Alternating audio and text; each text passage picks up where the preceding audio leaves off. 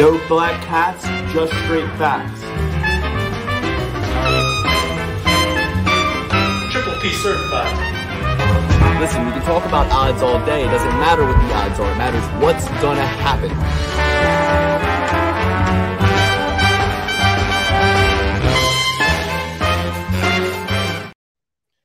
It doesn't matter what the odds are. It matters what's gonna happen. Welcome to the Perfect Play Pursuit, where we are coming off of a huge winning pay-per-view weekend. If you were betting in the Patreon with Alex, you won money. If you were betting in the Patreon with me, you won money. And if you're betting on Leon Edwards, who we Triple P certified for the second time in a row as an underdog, you won some money. Guys, welcome to the show. How you doing, Alex? How you doing, Dan? Alex, go ahead. You won some money, man. The winner goes to you. Winner's doing for Alex. Cheers, I'm my friend. doing terrific, boys. I won a little bit of money, and I pulled it out in a gutsy way. You know, going into that main card, we were down, we were out, but I made sure to save a lot of bullets for this one because I knew those three dogs at the end of the card would not let me down, boys. Well, let's get into it. I want to take the card from top to bottom because there's a lot to discuss. I don't want to miss anything. There's so much stuff that happened on the prelims that's worth discussing. So let's break down UFC 286. Then we're going to take you through next week's card. It's UFC Fight Night. Chito Vera taking on Cory Sandhagen. I had my eye on this one for a potential us going to Apex to watch it. Tickets were like $1,600 to go to the Apex. I was like, we should go to the Apex watch this one. But I will actually be in Colorado, the Mile High City where Sandhagen is from and trains. So I will be in the heartland where Sandhagen is from. Stick around to see if we pick Sandhagen, if we pick Vera. But we'll get to that a little bit later. Give us about 30 minutes to break down last week's card. Guys, first fight of the night, I just want to say one thing. We truly certified Juliana Miller on the Patreon episode, okay? Now, that's something that I didn't even need to tell you guys. You don't, there's only people in the Patreon know that. But we gotta peel that back a little bit because that was such a one-sided ass whooping that Hardy put on her. I just gotta say, I'm a Raptor now. I was sitting there saying, hey, tinfoil hat, the UFC hates Dan Hardy now. They're not going to give him any favors. They're not going to give his wife any favors. They want the Hardy name in the gutter, apparently, because they don't want Dan anywhere near that event. But he was there in her corner. And when I first saw Hardy walk out, I was thinking the thing I noticed most of all was her confidence, her composure, and her corner's intensity. Her corner all looked locked in, ready to go, professional men. I was like, she looks ready to go. And we know the rule with women's fights, guys. It's bet on the big underdog, basically, at this point. So when it comes to logic, when it comes to women's fights, do the opposite. You got a chick whose last name's Hardy, who's been outcasted from the UFC, her husband at least, and then she has concussion issues. She's not won a fight recently, hasn't fought in a while. She comes back in. We just got to remember, don't bet on where they are, bet on where they're going to be. We saw Miller have a lot of success in her comfort zone. Now, for the first time, she's coming into the UFC, pay-per-view fight opening kind of, what's the word I'm looking for? Environment. She's overseas, time zone change. Young lady, first kind of big thing going on, and she really rose to the occasion. That head kick she ate in the third round was amazing. Guys, what did you think about that fight? Before you get into it, I just want to say one thing. I did hedge on Hardy. I saw the odds. They were still high live. She was plus 420 or something live. So I threw $10 on her. That covered every bet I had Miller in and then some. I won all the money I lost on Miller and every parlay I had her in back and more on top of that, and had some more ammo to bet for the rest of the night. So if you read my Patreon sheet, you saw that. I was able to go in live and say, I am hedging on Hardy here. My open bets Google sheet was updated before the fight or as the fight was unfolding. As soon as I bet it, I put it in there. So possibly even before I actually clicked the button, I said I'm hedging here. What did you guys think about that fight? Yeah, these ladies' fights are very, very complicated. Even when I lose, I win, though. I had over 2.5. The line was set at underdog odds for over 2.5. Rare in a ladies' fight, so I ate it right up. But yeah, it was tough to see that. I didn't really have Miller on too much. I had the over 2.5. And same with some of the ladies' fights later in the night. Yeah, the only two Triple B certified picks we got incorrect were two lady fights. The rest of the Triple B certified picks, 4 out of 6 correct this week. Dan, how'd you feel about seeing Miller get her ass handed to her like that? I mean, she was eating some big shots. She was getting, dealt with in every position. Even when she had good submission attempts, she was getting pounded in the kidneys, pounded in the livers, taking a lot of body shots. Yeah, from the betting perspective, I knew I really didn't want to touch this one at all. But you would know that if you take a look at my bet sheet. It's funny because I knew that I had Miller just in the Triple P, my perfect parlay, which I was a very last minute on. I got in all my bets. None of them included this fight. I was like, oh, wait, I forgot my double P here. So right before the fight started, I put in the 10, placed the bet, and then immediately I was like, well, there goes $10 just right off the bat. But yeah, Juliana Miller, holy cow, she was lethargic. That's what I really took away from it as far as her performance went. And Hardy took advantage, so good on her for that. But Miller was just slow as molasses from the jump. And that's really something I'm going to be looking out for from these lady fights. Who's the better athlete? I say this all the time. Who's the better athlete? Who's coming with more intensity? Who's looking for a finish? That's really the athlete that's going to get the job done here in these low-level women's MMA fights. But, man, Miller, big-time fade in the future unless she proves to me otherwise. Lukey, you are muted. I said she took that head kick in the third round. She didn't want out of there, right? Yeah, she didn't want out of there, but at the same time, it's like, your performance doesn't indicate that you're going to be even close to getting the job done. Maybe on a couple of those armbar attempts, but my gosh, outside of that, it's like you're just bringing nothing to the table. And we said the line's too inflated. Don't take Miller on the prelims episode. But moving on, that was a good fight. I really liked her performance. Really, both girls. I mean, I thought at least as a favorite, you don't want to take Miller like that, but as a big dog, you do want to take Hardy against Miller, who hadn't really made much waves yet. And like you said, at the end of the first round, she was still like plus 300, plus 400 odds. And she absolutely battered her the first round. There was a couple spots like that on this card where you have an underdog who clearly won the first round, and then they stayed an underdog into the second round. I was pretty conservative with my money this week, but my fiance was playing. She actually won more money than I did. And in some of those spots was like, do this bet going into the second round. I'll have to jog my memory here, and I'll pick up on it as we go through this card. But like I said, a couple of times these underdogs who are winning the fight stayed as the dog going into those second and third rounds. So big live bet opportunities, I felt like, on the card. Tell her to send you some of those winning bet slips. I want to see where she was able to come away with some money. Gaethje and Leon Edwards at the end. I was like, you know what? I got Fiziev and Edwards, so we might as well do a little arbitrage here. You do Gaethje and Edwards. And as she put that in, I was like, I know I'm going to lose now for sure. I know that Gaethje's definitely going to win. So, and that's what happened. There's a lot I want to say about that fight. We'll get to that one in a second. But the draw, Klein versus Herbert. I think we dodged a bullet on this one, boys. I think so too. I was happy for the draw. I think it was a draw, but I mean, we dodged a bullet. I didn't have Klein on two. I had him on a lot, actually. I had Klein on a lot. He looked really good coming in. Weird style, weird body type. We talked about this a little bit in the Discord. Not too much to really say about that fight. I want to move on. Carolina versus Wood. Again, close fight. Wood looked great. Not a fight I was really interested in betting at all. But I like the dog. That was highly disappointing for me. Yeah. Okay. Well, I didn't really bet too much on Carolina. So, I mean, I had her in my perfect parlay and all my perfect parlay rebuilds. And then just one other parlay that the only other losing fight was Roman Dolidze later in the evening. But yeah, I was very disappointed in the performance in that one. Jake Hadley hit him with that liver shot, took him out. He was, you heard Bisping say that he was talking to Gordon, and Gordon was saying how, there was like this liver issue from cutting weight or a kidney issue or something like that. So his body was weak. Hadley seemed to know that. He seemed to train that, practice that kind of technique, and be able to capitalize on that. So good on Hadley. Thought he might get the submission. That weight class moves so fast. I thought you'd crack him, clip him in the scramble, catch a choke, but got the knockout. I had actually Jake Hadley by knockout, and I also had under 1.5 because, we've seen Malcolm Gordon come out there and lose fights relatively quickly. And I love Malcolm X, but he is a little chinny. And I thought Jake Hadley is going to use this British crowd to get that knockout rather than a submission. I feel like everybody thought he was going to get a submission. Yeah. So, I mean, if you guys, not too much to say about that one. It's kind of an uncompetitive fight. But this next one, we saw a debut of one basketball player from the UK area. He's Chris Duncan, and great name for basketball, great build for basketball, and Tim Duncan, and looking great, looking athletic, looking lean, looking strong, looking confident. And I really felt bad that he was so disappointed in his performance. At the end of the day, how I would have come away with that win, I would have said, you put me in here against anyone, the result's going to be the same. They can't hang, they can't last, they can't hold up against me. 1 round, 2 rounds, doesn't matter. This guy came in here, the result's the same. I'm walking away unscathed. He needs fucking rehab. That's the bottom line. That's what would happen anyway. Yeah, I agree. He was looking really good before that, and I don't think the fight would have went any other way. Regardless, like he was going to end up knocking Dusko out.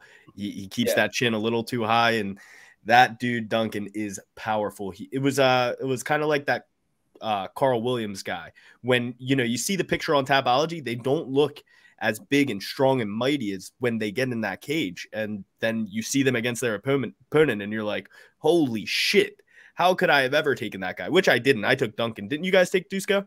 No, I took Dusko. After further review, taking a look at the tape a little bit before these fights, I was actually very impressed by Duncan, so I didn't go too heavy on Dusko. The thing that really stands out to me about Duncan is he can move really well for a big guy. Like, this guy's fast as well as a guy that carries power. So definitely someone I'm looking forward to betting on in the future.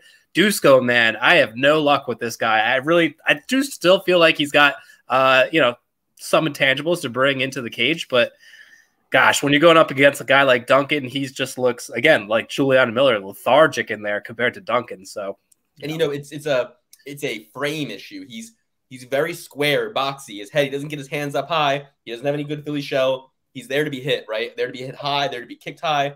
So yeah, I think he's too slow for the type of matchup he got this weekend. I don't think the result would have been any different. Yeah, I agree. So I think Duncan should hold his head up high there. I hope he does. Lerone Murphy, we really dodged a bullet there, Dan. I mean, Alex picked Filo, which was surprise. Or I'm sorry, we truly survived Murphy. I'm sorry. Well, you're combining a couple of fights there. Filo is the Makayev fight. This was yeah, it's my bad. I'm looking at the thing. So yeah, we truly survived Murphy and against Santos, and my mom texted us in our group chat and was like, that was a robbery. So she was watching the fight and she thought Santos won. I thought it was close. I'm glad they gave it to Murphy. Home field advantage. I think he held up over the 3 rounds. I think he was not as gassed. I think he won the later parts of the fight. I think that kind of intangibly, I know it's not a metric you can use to score it, but in my mind, when I'm hoping for a winner, I'm hoping that the guy who had the better second half of the fight, usually I'm hoping he wins, right?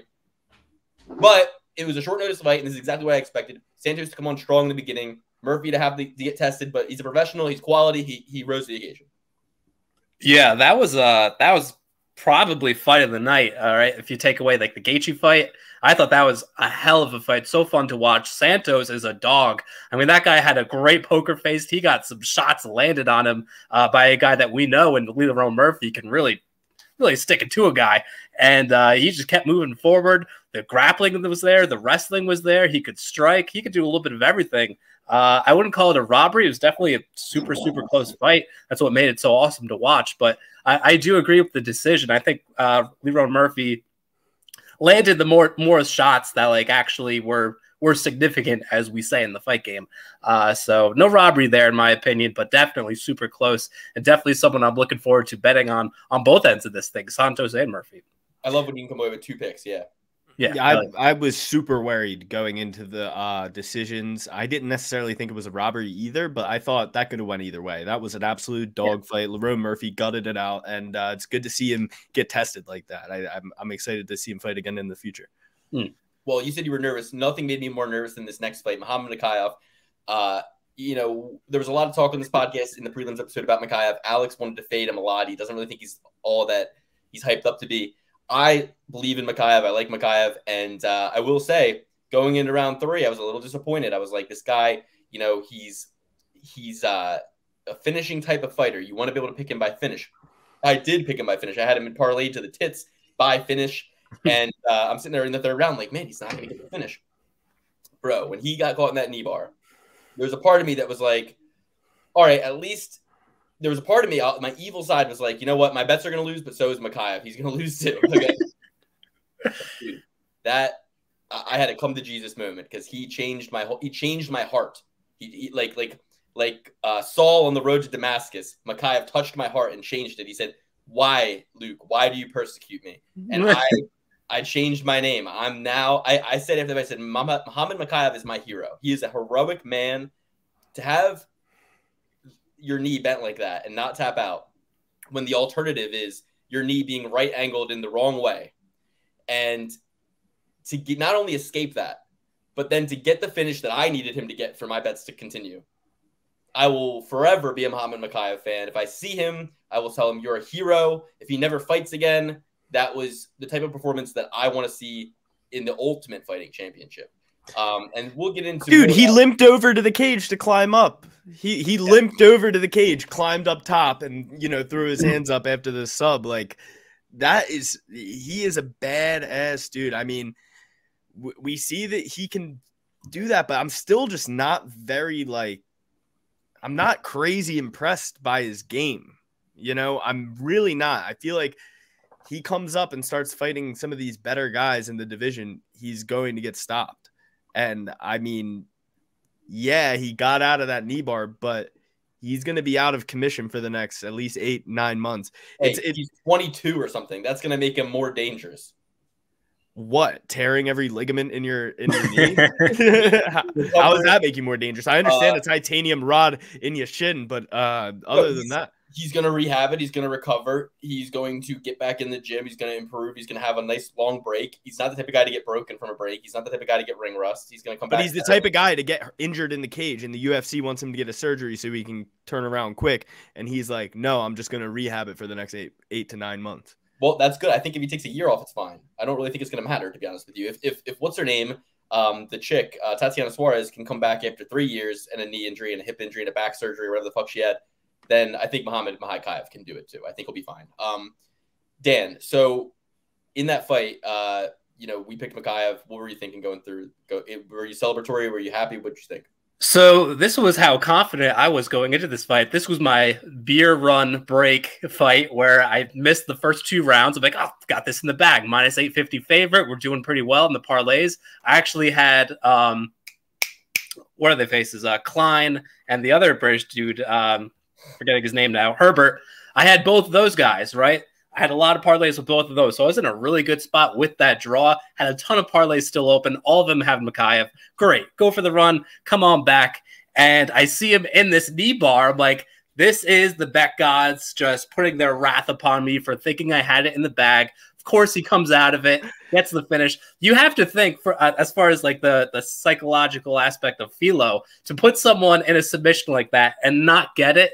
Afterwards, it's like, all right, dude, you might as well just. No, he got it though. That's the. I know he got it, but he didn't get the. Got it. He tore his A through ZCL. Exactly. He tore every single one of them. But this crazy motherfucker was just like, I don't care.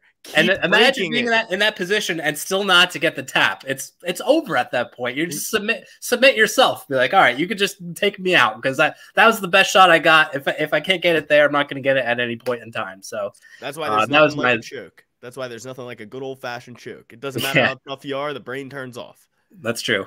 That's true.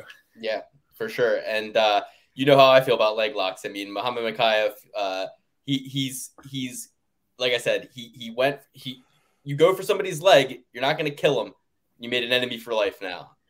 Yeah, I mean, my jiu-jitsu coach, the great John Hassett, also Coach Joe Selecki, he would always say, don't be going for a leg lock in the street. Yeah, you might ruin his next 8 weeks, but he could still batter your head in against the ground. Why would you ever do that? Yeah. Yep.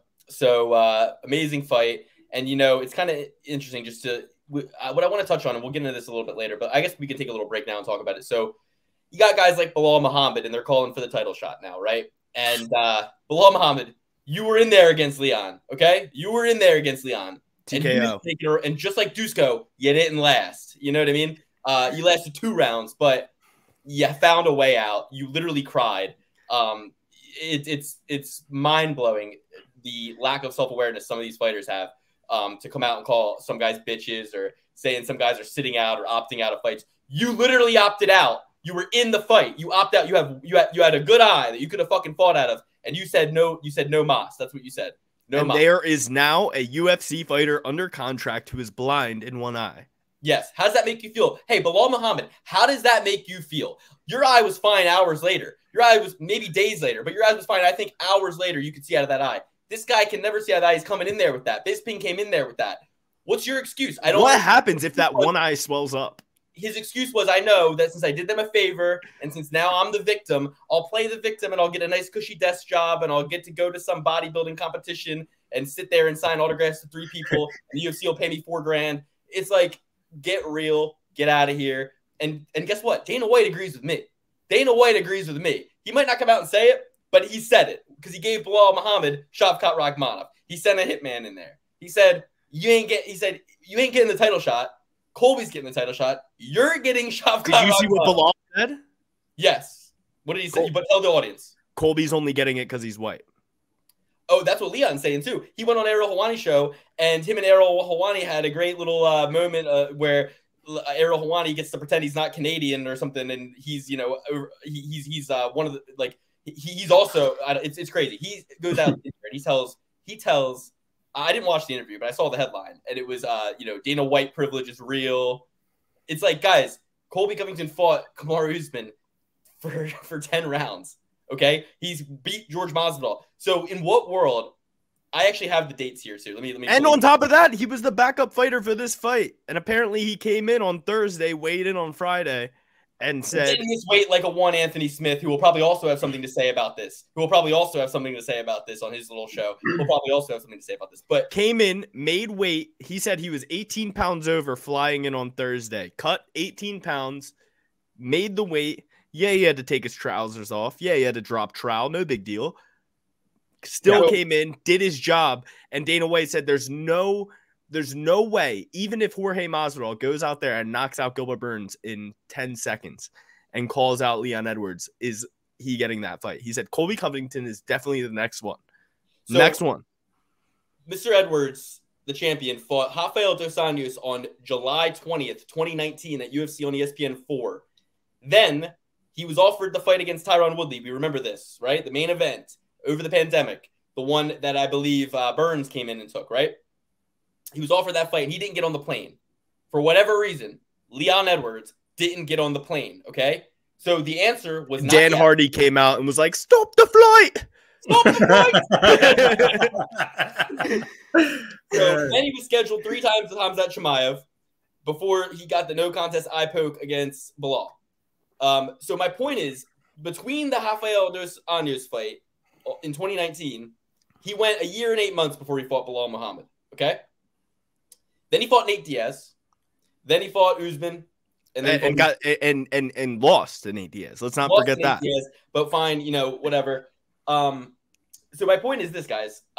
Leon Edwards sat out longer than Colby has sat out since his last fight with George Masvidal, but Leon would rather. And by the way, Masvidal's not beating Gilbert Burns. Okay, so this conversation is moot. Masvidal, the plus 400 underdog. Masvidal, who is looking like sad Pablo Escobar in the meme with his fucking belly at this point, his wealth belly. Masvidal's got a wealth belly. Masvidal's going to come in there and lose to Gilbert Burns. He's going to get taken down, pounded out, possibly submitted. But there's no way he gets past Gilbert Burns to get to this fight anyway. And even if he does, so here's the conspiracy theory, right? The conspiracy theory now is Bilal Muhammad tweeted this out. He said that the UFC basically said to Colby, drop the charges. The charges against Masvidal, and we'll give you a title shot. Again, allegedly. So Bilal Muhammad. This, in the wise words of Deontay Wilder, when you grab a stone and attempt to throw it at a man, the hot coal will burn your own hand. So when Masvidal punched Colby, snuck up on him and punched him, right? Allegedly, right? When this happened, Bilal Muhammad was happy. He was happy. He was like, "Ooh, this is what happens when you blah blah blah. This is what happens when you say words, you get hit. Don't talk about people. Blah blah blah blah blah. When you run your mouth, this is what happens." He was not sad for Colby Covington, but if that is the case, as he's alleging, that now they're going to drop, like there's some behind the scenes stuff going on. If that's the case, who does it come back to bite? Bilal. Who does it come back to bite? The guy who, in his mind, should be next line for title shot, but now, in his mind, conspiracies are afoot. White nationalist conspiracies are afoot, and we're inserting Colby here. He's going to storm the PI. Is it that Dana White loves Colby because he loves Trump and he's white, or is it that he hates Colby because Colby made that video of him in the casino that one time, right? Hey, remember that? Yeah. Or is it that Colby got punched in the face and has an open lawsuit and the UFC encouraged him to drop it? Which of the 3 wild-ass conspiracy theories is it, Bilal? Because you've thrown out 3, and none of them make much sense, considering Colby had 2 very competitive fights with the most dominant champion in a long time of the welterweight division, and also beat Masvidal, and is the next in line. You are not the next in line. You got poked in the eye and cried. So what is the... Well, Luke, your eyes are sympathetic to one another, so that's why he was crying from both of the eyes and not just the one.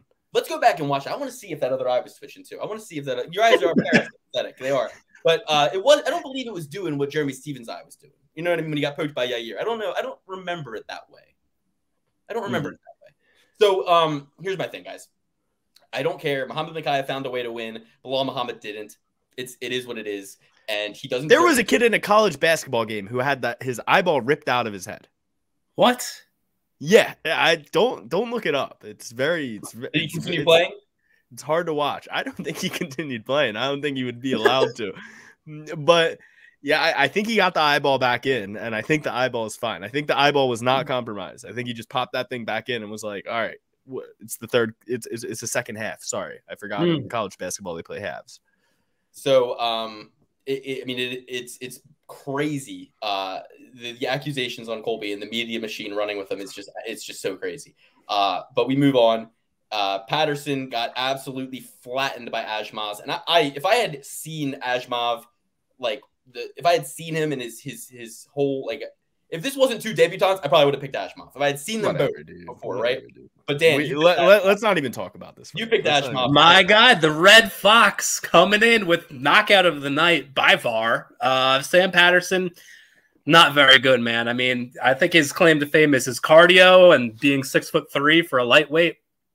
That's all well and good for cage warriors and whatnot, but once you stop the octagon here, you got to have a little bit more that you bring to the table than that, and Yano really exposed that. So tremendous knockout. To be honest, I'm not super high on Yanal either, but for a fight like this, you're gonna get plus 225 or whatever it was.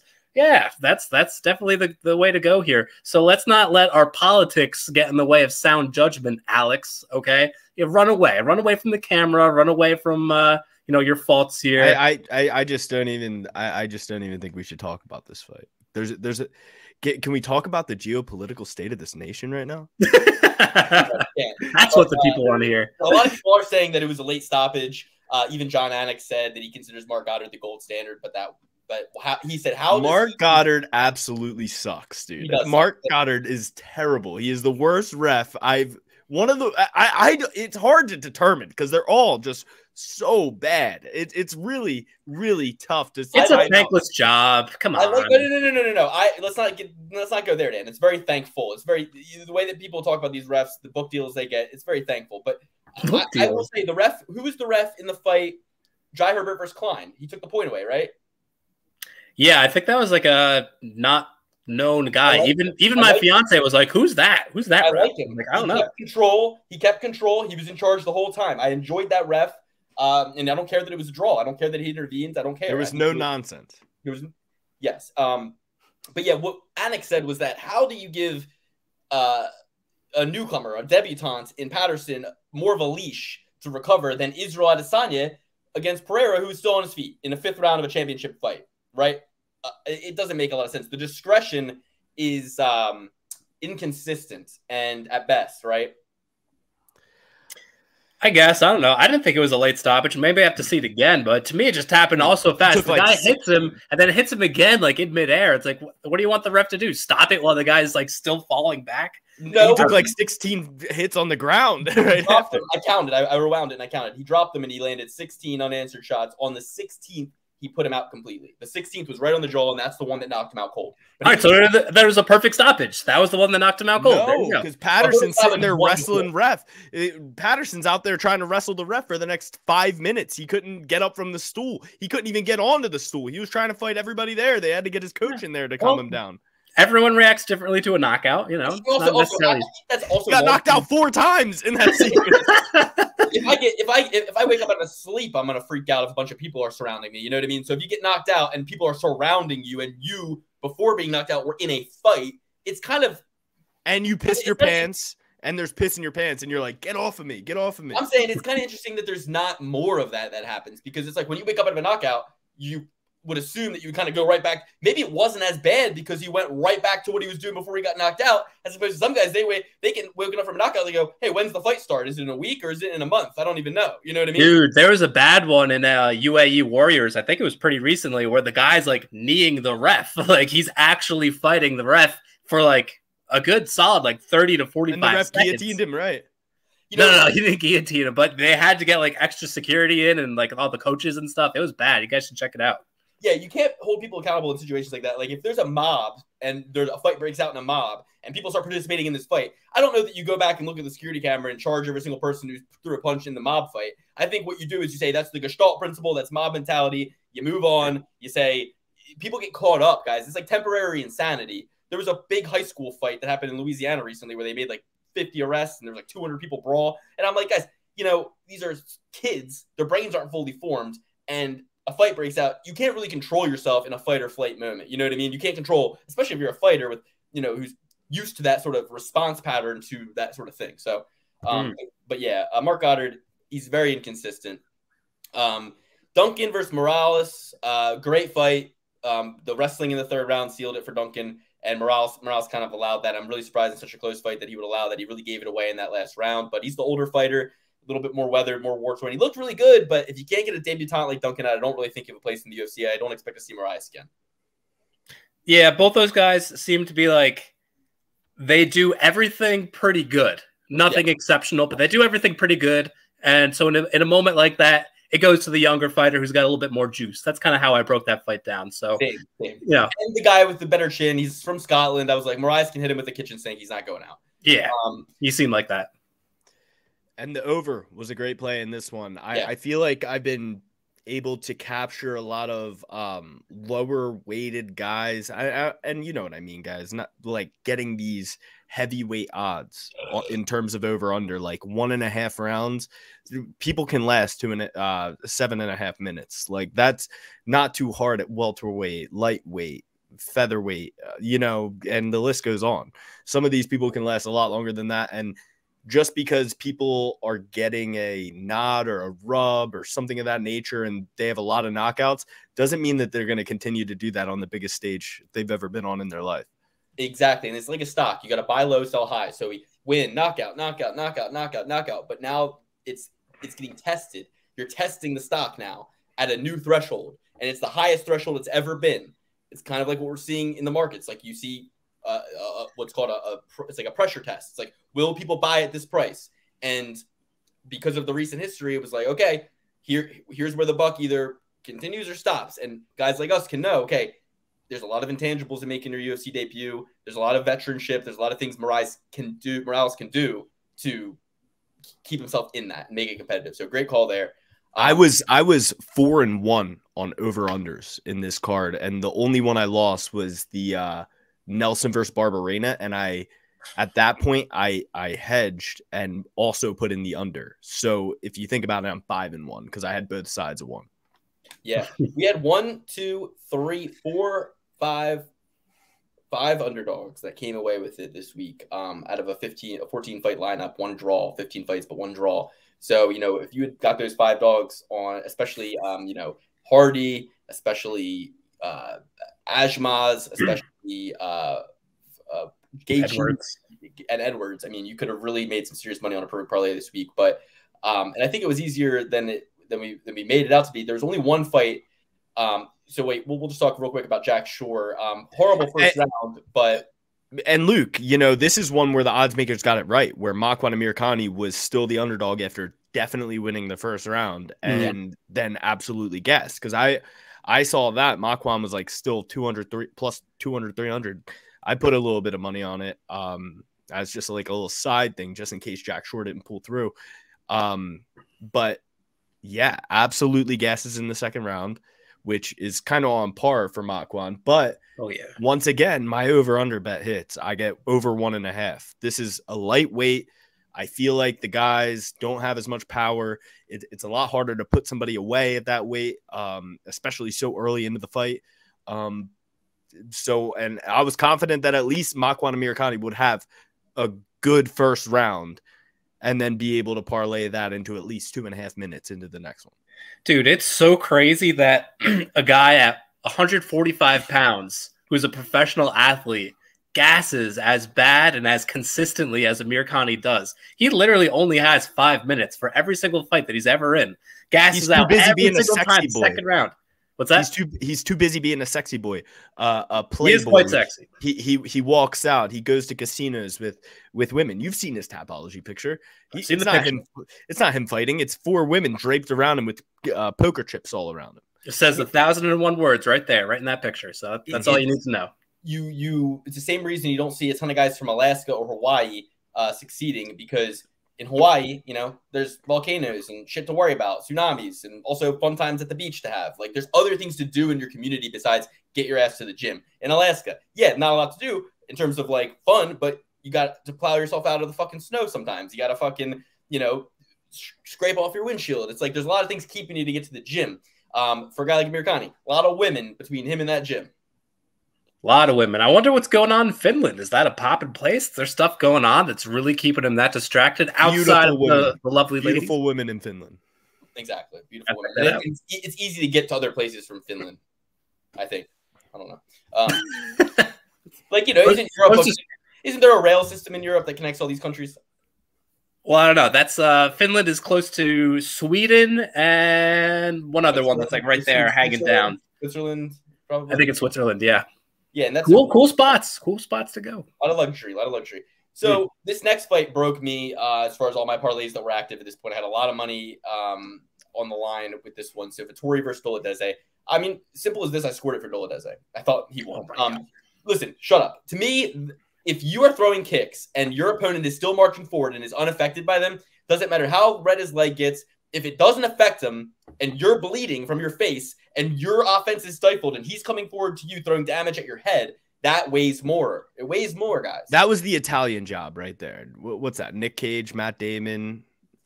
Who else? The girl who was British guy, the transporter guy. Charlize Theron, Mark Wahlberg. So, Luke, listen to this parlay that fell to shit after this robbery of Rome. Huh?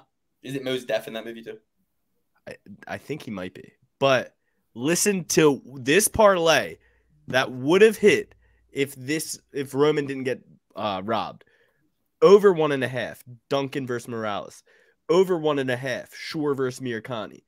Roman Doladeze, Jennifer Maia, Nelson Gaethje Edwards. That would have been great. What was the payout? Lord knows. Probably over 1,000. Well over 1,000 with Edwards and Doladeze. But Gaethje. And Gaethje. And Maia. I had 3 dogs, and I'm pretty sure I got dog odds on one of those over 1.5s too. At least like plus he's quickly becoming a very boring fighter. He was super boring in his title shot against Israel. Think of it even against Costa. Like Costa was the one making that fight exciting. Like lack of activity, little baby leg kicks don't win fights. Well, he had plenty of activity. Let's not say that. He had plenty of activity. Listen, his big issue is he's got the Darren Wynn issue. He's got tiny little T-Rex arms. He can't extend on, get a lot of power. He's throwing a lot of activity, though. I believe somebody gave him a 30-27 when he got clearly rocked in the first round by Roman Doladeze, which he got so rocked. He got so rocked. He was running backwards. He got rocked in the first and the third by Roman. He was never going out. You never had me, bro. It's based on aggression, striking, right? So it's like those first 2 factors: effective aggression. He's moving forward. He's the aggressor. He's hitting him in the face. And then damage. He's causing damage. So there was a lot of people who thought Roman got robbed. We can move on though. I'm going to bet on him next fight. I'm going to fade Vettori next fight. I mean, Vettori though is just really good he's a good minute winner at this point. He's like Sean Strickland. And he trains with Sean Strickland, so it makes a lot of sense. Which one of you clowns took Casey O'Neally? Dan. I switched. I switched. Maya, and then Dan at the very end said, "I'm switching to Casey O'Neally." Yeah, idiotic. And she was greased up, still lost. Jennifer Maia looked amazing out there, sensational. Her boxing has evolved so much, looking crisp against a bona fide striker in Casey O'Neill, who seems to be good. I told you, the writing's on the walls. If you lose to Roxanne Modafferi at this, or, on one judge's scorecard, it was a split decision. If you have a split decision against Roxanne Modafferi when she's over 40 years old or 39 or whatever, that is a telltale sign that this old crafty, and Jennifer Maia isn't that old, this crafty veteran who has 20 more fights than you is going to be able to get it done. And she got it done in the way that nobody would have expected. Outboxed her, outclassed her on the feet. Casey O'Neill is an absolute warrior, an absolute dog. I appreciated her tenacity to still just keep trying to come forward, keep trying to do her thing. But Jennifer Maia was on another level that night. She could have beat literally anybody in the division. I think that her and Alexa Grasso will go a very different way than the Valentina versus Maia fight. I think she chews Alexa Grasso out. And I know Valentina's getting that, rematch. But regardless, if Alexa Grasso walks away with the belt after that, Jennifer Maia has her number, and I guarantee she'll win. Guaranteed. The other thing with Maia is she's just such a professional. She's unbreakable. She's got a rock hard mentality. She shows up not nervous, fights to the best of her ability every time. I think she had Colby Covington in her corner too. Right? Did she? I think so. I didn't know that. I know she, but either way, she really did a great job. The first round was hilarious because you got Bisping just absolutely blowing Casey O'Neill. Like, and the whole commentary. He dick rode every single Brit on the card. Dude. Not only Brit, he's from Scotland or some shit. So, and it's but like any European, he dick rode the entire time. And dude, and that's fine. But it's like, listen, it was the simp brigade. They weren't. They were just simping for Casey so hard. It's like, yeah, she's a little pretty. We got it. But the first round, they're like, and she's coming back from a long layoff, and look how improved her striking is. And they said that within like 30 seconds of the fight, and all of a sudden the wave of Maia just starts rolling. Even in that first round, starts popping her, and you could hear them starting to go like, seems like. And on top of that, they're like, Casey O'Neill could have a great opportunity to counter her. Jennifer Maia's throwing the same combination every time. I'm like, she's landing. She's landing every single time. When I play Madden against people, right? I run the same play over and over and over and over and over and over and over again until they stop it, and then I'll go deeper into my bag of tricks. Once you stop it, I'll go deeper into the bag of tricks. But if you're letting me just run the same play over and over again, and it's a 90-yard bomb downfield every time, I'm gonna take that. I'm gonna take that option. Big time reaching for a way to give her some sort of silver lining. Next fight, Brian Barberina versus Gunnar Nelson. Man, you gotta talk to Joe Selecki, boy, because he's got Jamie Pickett out there, Jimmo. He's got Brian Barberina out there, Jimmo. Both guys are tapping like typewriters, and is making Joe look bad. It's like, Joe, do these guys not pull you aside and say, hey, Joe, with the armbar, do I just pull my arm out like this, or do I pull it out like this? I mean, it's real easy to escape an armbar. If you get caught in an armbar as a man in the UFC, I don't really know if you have a place in the UFC. If you get armbarred in the UFC as a man, I don't know if you have a place in the UFC. I really don't. If you tap to an armbar quick like that at the end of the round, I don't know if you have a place in the UFC. I think we cut Brian Barberina. And he has a place in the UFC as a loser. On top of that, when Gunnar Nelson took him down, they were sitting there talking, laughing, chatting about Brian Barberina and Gunnar Nelson were laughing. That's a giant thing I'm sick of, is the whole hug in between the rounds. We saw that a couple of times. I think we saw it with Fiallo and Makayev. I think we saw it with Fiziev got away from that hug. Justin Gaethje was trying to hit him with a hug real quick, and Fiziev was like, nah. We're still at war. It was Gunnar by submission. That was the play all day in that fight. Keep it simple. But moving on, I just want to talk about the last two fights because they're the most important. Gaethje, obviously, me and Dan faded him. Obviously, we were on Fiziev. I said Fiziev was going to knock him out. Now, let me just say one quick thing. Rafael Fiziev is a kickboxer. Rafael Fiziev has a highlight reel of amazing combinations. Justin Gaethje is a wrestler. Justin Gaethje is a guy who loves to engage and not use his wrestling and get into a kickboxing fight. There were moments where Chandler connected on him. There were moments when Oliveira connected on him. That's a wrestler. That's a jiu-jitsu guy. So I'm thinking Gaethje's going to stand with this kickboxer. He's going to fucking get knocked out bad. And it's not what happened. In fact, Fiziev is a lot of people have a lot of respect for Fiziev after that one. I lost a lot of respect for Fiziev in that one. It was a fight served up to you on a silver platter in terms of Gaethje fought the kind of fight that you would need him to fight to win. And you couldn't do it. You got bludgeoned. You got your ass kicked. Gaethje, before that, his most success was against Tony Ferguson, who is way past his prime when that fight happened, guys. I mean, people will tell you that was in his prime. They stalled Tony. They iced Tony. He was expecting Khabib. It was a whole different situation. That was crazy. But it's an, in hindsight, not very impressive victory. And Gaethje, that was his most impressive win, in my opinion, of all time. Once I saw Doledeze lose the decision, I started to think I was equally as confident. Doledeze, Fiziev. I thought those two were going to win. So when he lost the decision, I was like, maybe I'm fucking dumb. So I texted Alex. I go, Gaethje by decisions plus 650, dude. You know? And I'll tell you guys, I put a hedge play of $100 on Gaethje by decision, and I cashed it out. I got cold feet. I cashed it out. Oh, man. The only reason I cashed it out before the fight was because I had a parlay. Maia, Gaethje by points, Usman by points. My theory there was if Gaethje wins by points, if Fiziev wins, then my Leon parlay continues, and I'll just hedge on Usman by points. But if Gaethje wins, I had Leon in a solo. I'll do Leon in a solo, and I'll have Usman by points to hedge, right? So, because I didn't think Usman was going to knock him out or submit him. So, bottom line is Maia wins. This is a $16 parlay to pay $7.14. Maia wins. Gaethje wins by points. They offer me a cash out of $328 or something like that. So at this point, I go, okay, if I cash out the $328, I'm above break-even territory for the night, but I can use some of that to bet on Leon, and I have a bet with Leon, so let's just do that. So I cashed out of Usman by points. I really believed Leon was going to win, and I sprinkled the winnings on Luke, Leon. would you stop Beauregarding my win against you two? I will. Like, so could you stop Beauregarding that? That was Justin Gaethje's most impressive win. You can talk about it. I mean, Justin Gaethje, I told you guys, I told you from the start, I told you Justin Gaethje was going to win this fight. He's going to take him into deep waters. We all have seen Rafael Fiziev. And honestly, it was a little different than my prediction because I thought that Rafael Fiziev is usually losing a fight and then comes out with a knockout, much like Marlon Vieira, someone we're going to break down later. But this time, he was winning for a good portion of that. I think he probably won the first round for sure.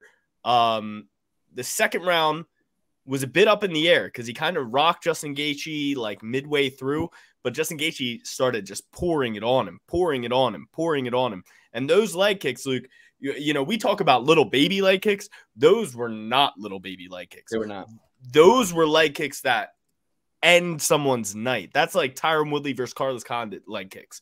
And Rafael Fiziev was in there to take a lot of them, but eventually you start seeing him walking a little gingerly, you know, not necessarily putting as much weight on his punches, not switching stances a little more than we're used to.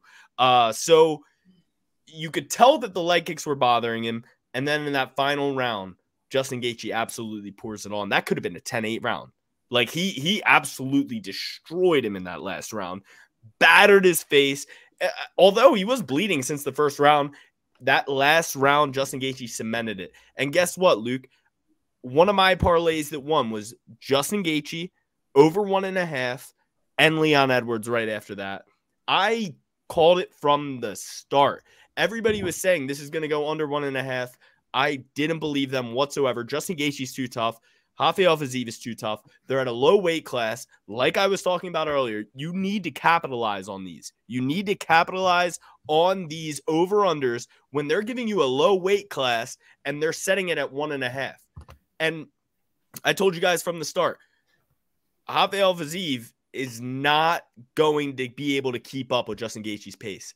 He's not going to be able to. At first, he was fast, hard, crazy, but all those muscles, they get a lot of galactic acid really quick.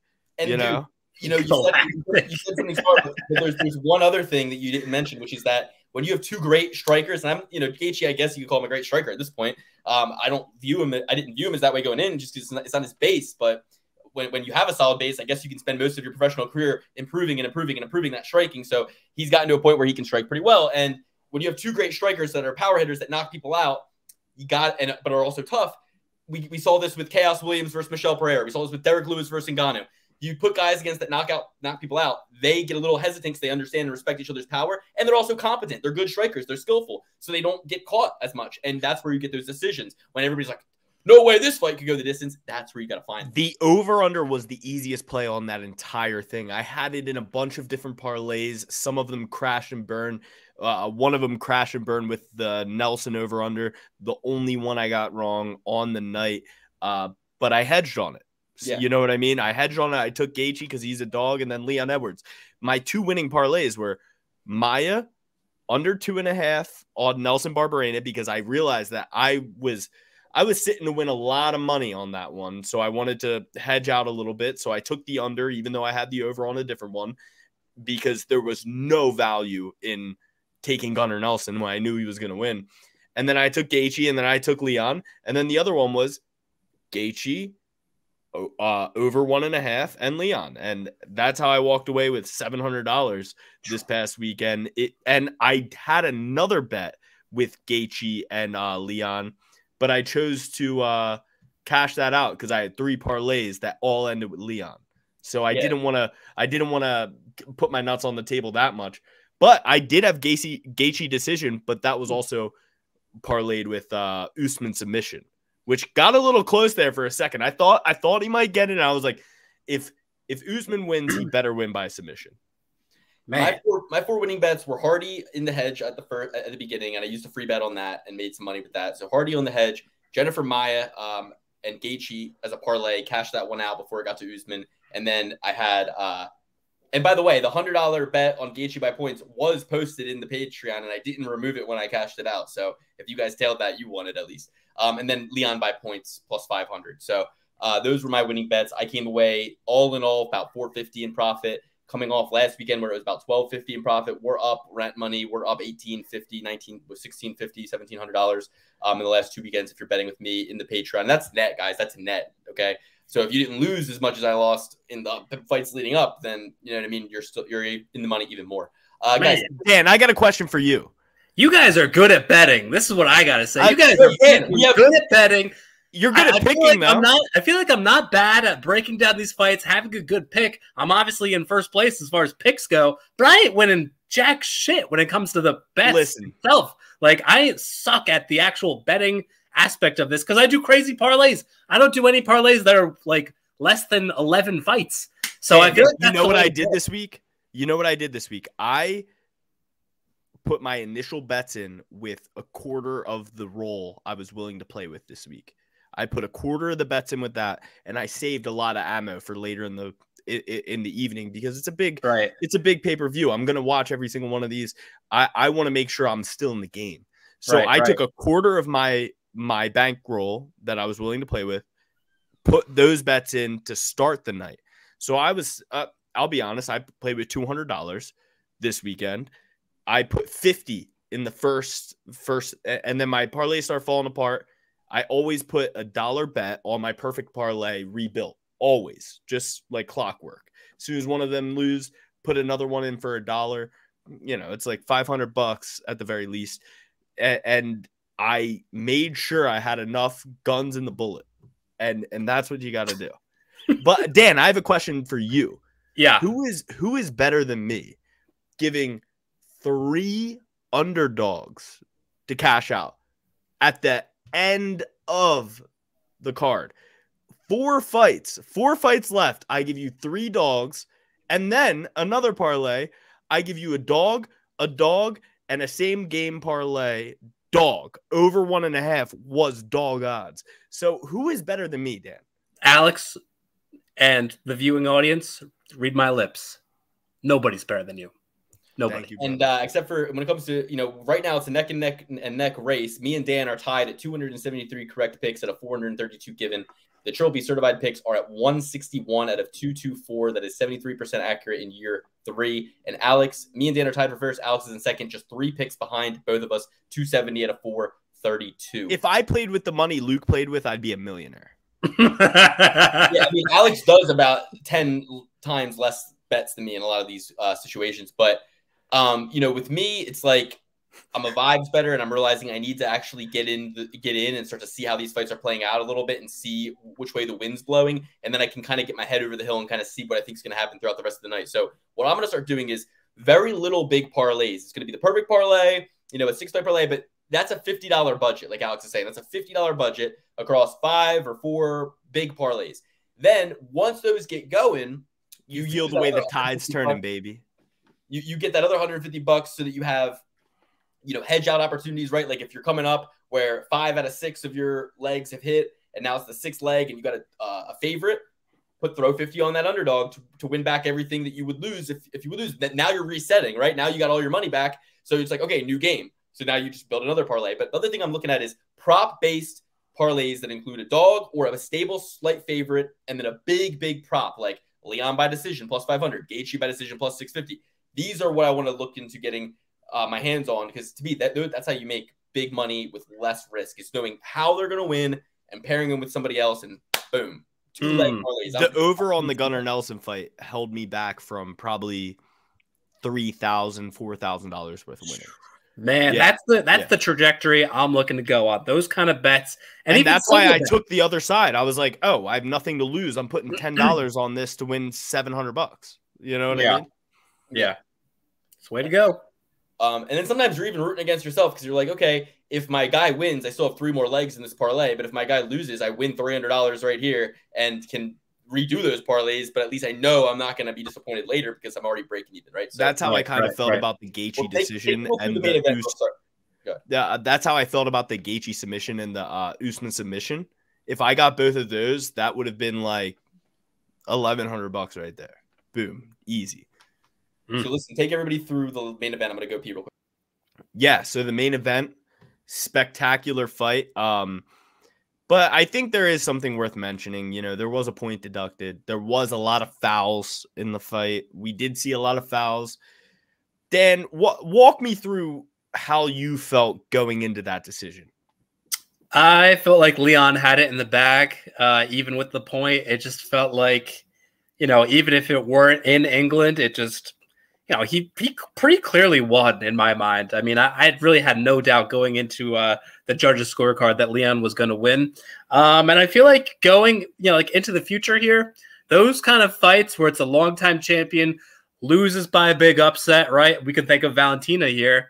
In the rematch, I don't think they win like 9 times out of 10. I think it is going to go to the Leons, go to the new champion. The only one we can think of that was Amanda Nunes, right?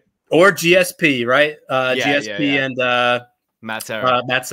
The Terra. But yeah, for the most part, I feel like historically, if we did a deep dive, it would kind of play out like that way that it did Saturday night. Leon Edwards coming up with the win there. So I think that's something to really look into as far as you know, championship rematches go.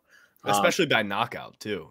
When you're at that age, you're 35 years old, the first time you've been knocked out. Yeah, I mean, Leon must have had all the confidence in the world that he was going to get the job done. And he probably built up a lot of confidence even just from the first round of their first fight. Like, I out-wrestled this dude. I got full mount. You know, maybe I had a couple of strategic issues into the second, third, and fourth. Maybe a little bit of gas tank issues in those rounds. But, you know, knowing that you could lose all those rounds and then still get a finish in the final round, going into the next fight, you got to know, hey, a little bit of a better game plan, a little bit better management of my gas tank. I'll probably get this thing done. And so this is like where the psychological aspect really played into. Normally, I do not put the dog at the top of my ticket. I just put the favorite, and then if I need to hedge, I'll hedge. But I was very confident going into this one that Leon was going to win, even though I didn't get there. I still feel good that I made like the smart play, putting a plus 200 dog at the top and having no doubts about it, and that's how it played out. I think you could have just maybe like what you could have done differently, Dan, is added up what you lost throughout the night and just said, what do I need to bet on Leon to win all of that back? You know what I mean? And then just figured, because he was a big underdog, right? And you picked him. So it's like you could have been like, I'm going with my pick. I'm enjoying the main event, and I'm probably not going to need to lose. Like if you only bet $50, you could bet, you know, 25 and be well. Yeah. 20, I bet 60. So yeah. You bet 60. You could bet another 60, and then you would have been up like 102. You know, you would have been up triple. Like so. Yo, dig this. Ready? My girl asked me for a parlay right before the main card started. I was like, all right, Roman, Maya, Nelson, Gaethje, Leon. I was like, that's what I'm going with. I don't know. I kind of think Usman is looking like he's ready to win this. And then she loves Leon, so she's like, I'm going with Leon regardless.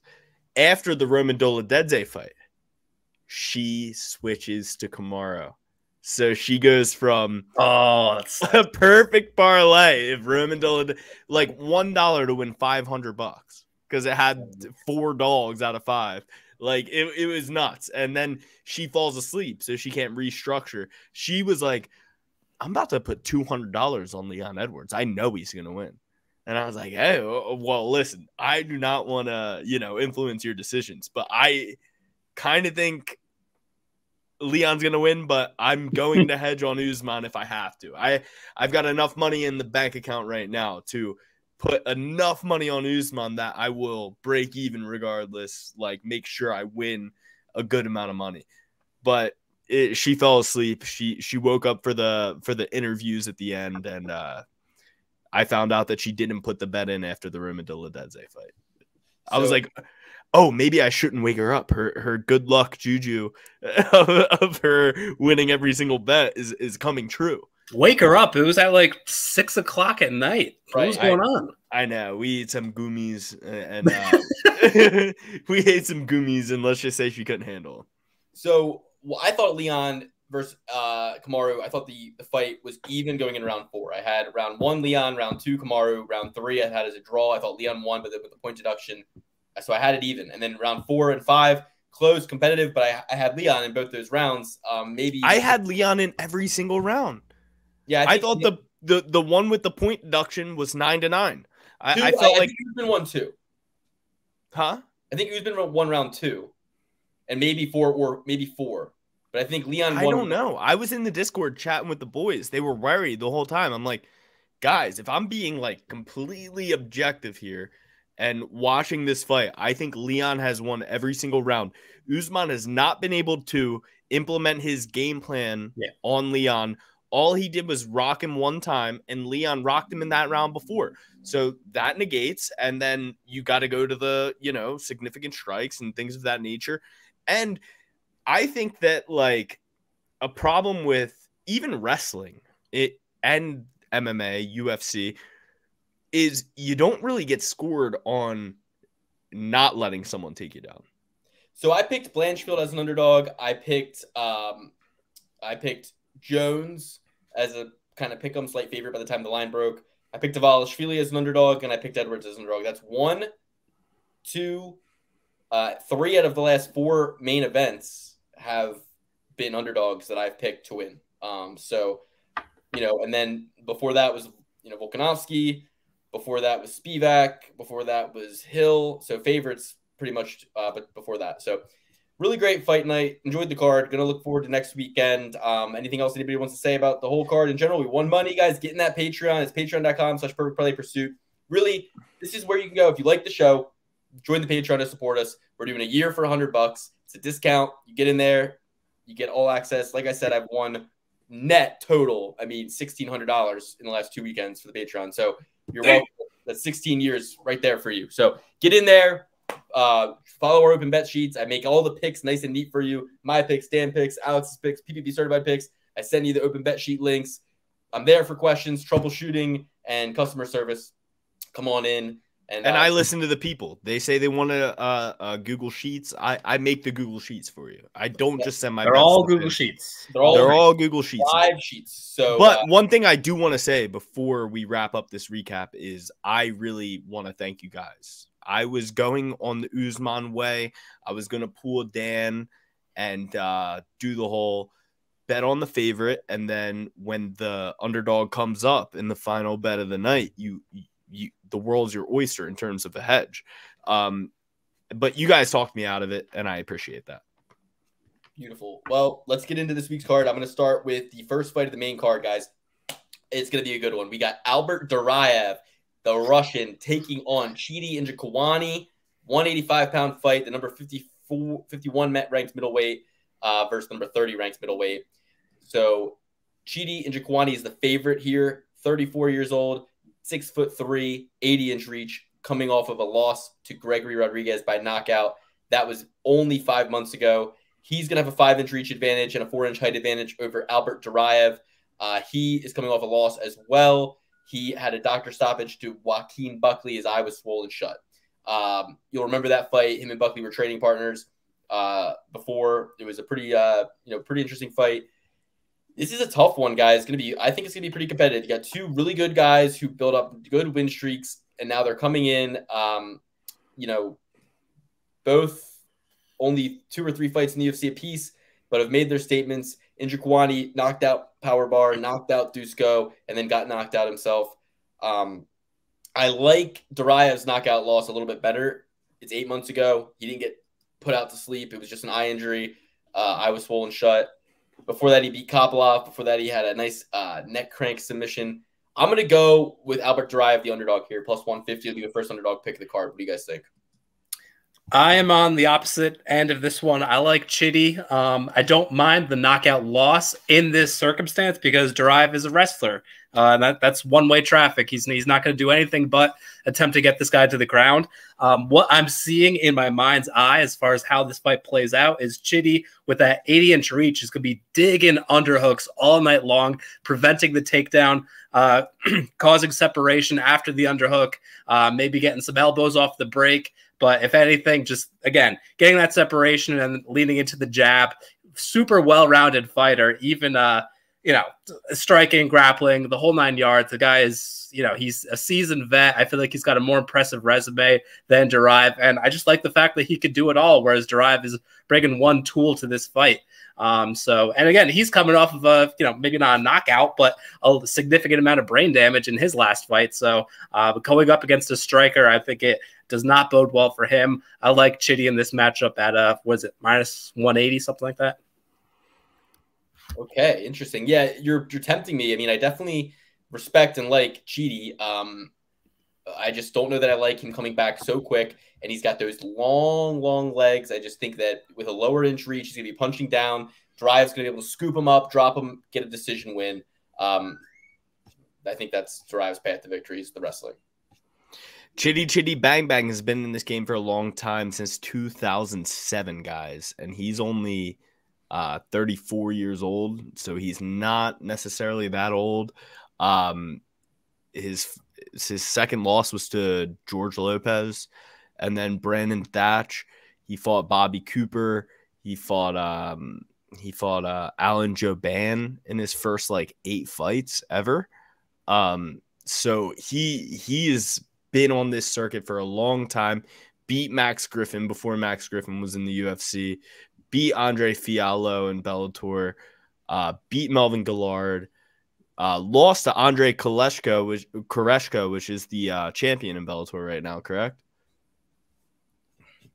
Not too sure. Not a Bellator guy. No, you're thinking of Koreshkov, I think. But Alex, you mentioned he beat. I think that's his name, Koreshkov. I think I just said it incorrect. Oh, no. He beat Max Griffin, though. You mentioned he beat Max Griffin. That was actually, I think, Max's last fight at middleweight. He went down to welterweight after that. So Max Griffin, he lost a split decision to Njokuani, and he's not a big middleweight. So it's interesting that he took on Njokuani, and then ever since then he's been a welterweight. Yeah, and lost to Andre Koreshkov, who actually did fight for the title in Bellator. John Stalter, who fought for the belt in Bellator. And then, Marc-Andre Barrault, 16 seconds. Dusko, 4:48. And then Gregory Rodriguez, no shame in that. I think Chitty Bang Bang goes out there and gets this done, guys. He's been fighting on a high level for a long time, and he's relatively young in the game. 34 years old at middleweight. You're still walking around at a reasonable weight. You're not really cutting a lot of weight, and you're tall, lanky, long. I think he gets this one done for sure. He's not relatively young. He's got 3 years left at middleweight. I mean, let's be real. So, all right. We can move on, though. No trophy certification there. I'm going to let Alex lead this next one off. Alex Perez, Turbo. They're both 34, idiot. I know. What does that even mean? I'm just saying that you're saying he's relatively young. It's like he's not relatively young. He's got 3 years left in his career. He's got an NFL running back's career in front of him. He's not going to be fighting at middleweight at 40 years old in UFC. So, I mean. Could be Anderson Silva. How'd that go for him? You're not Njokuani's not Anderson Silva. Great for the first 4 rounds, and they just would get knocked out. Yeah, easy. No, I would say Anderson Silva getting into. They should honestly, after getting dropped by Jake Paul, they shouldn't have put him in the Hall of Fame. He's like your favorite fighter. too. I'm so disappointed that happened. I can't even. I mean, you should take away Chuck Liddell going and getting knocked out by Tito. He didn't get knocked out.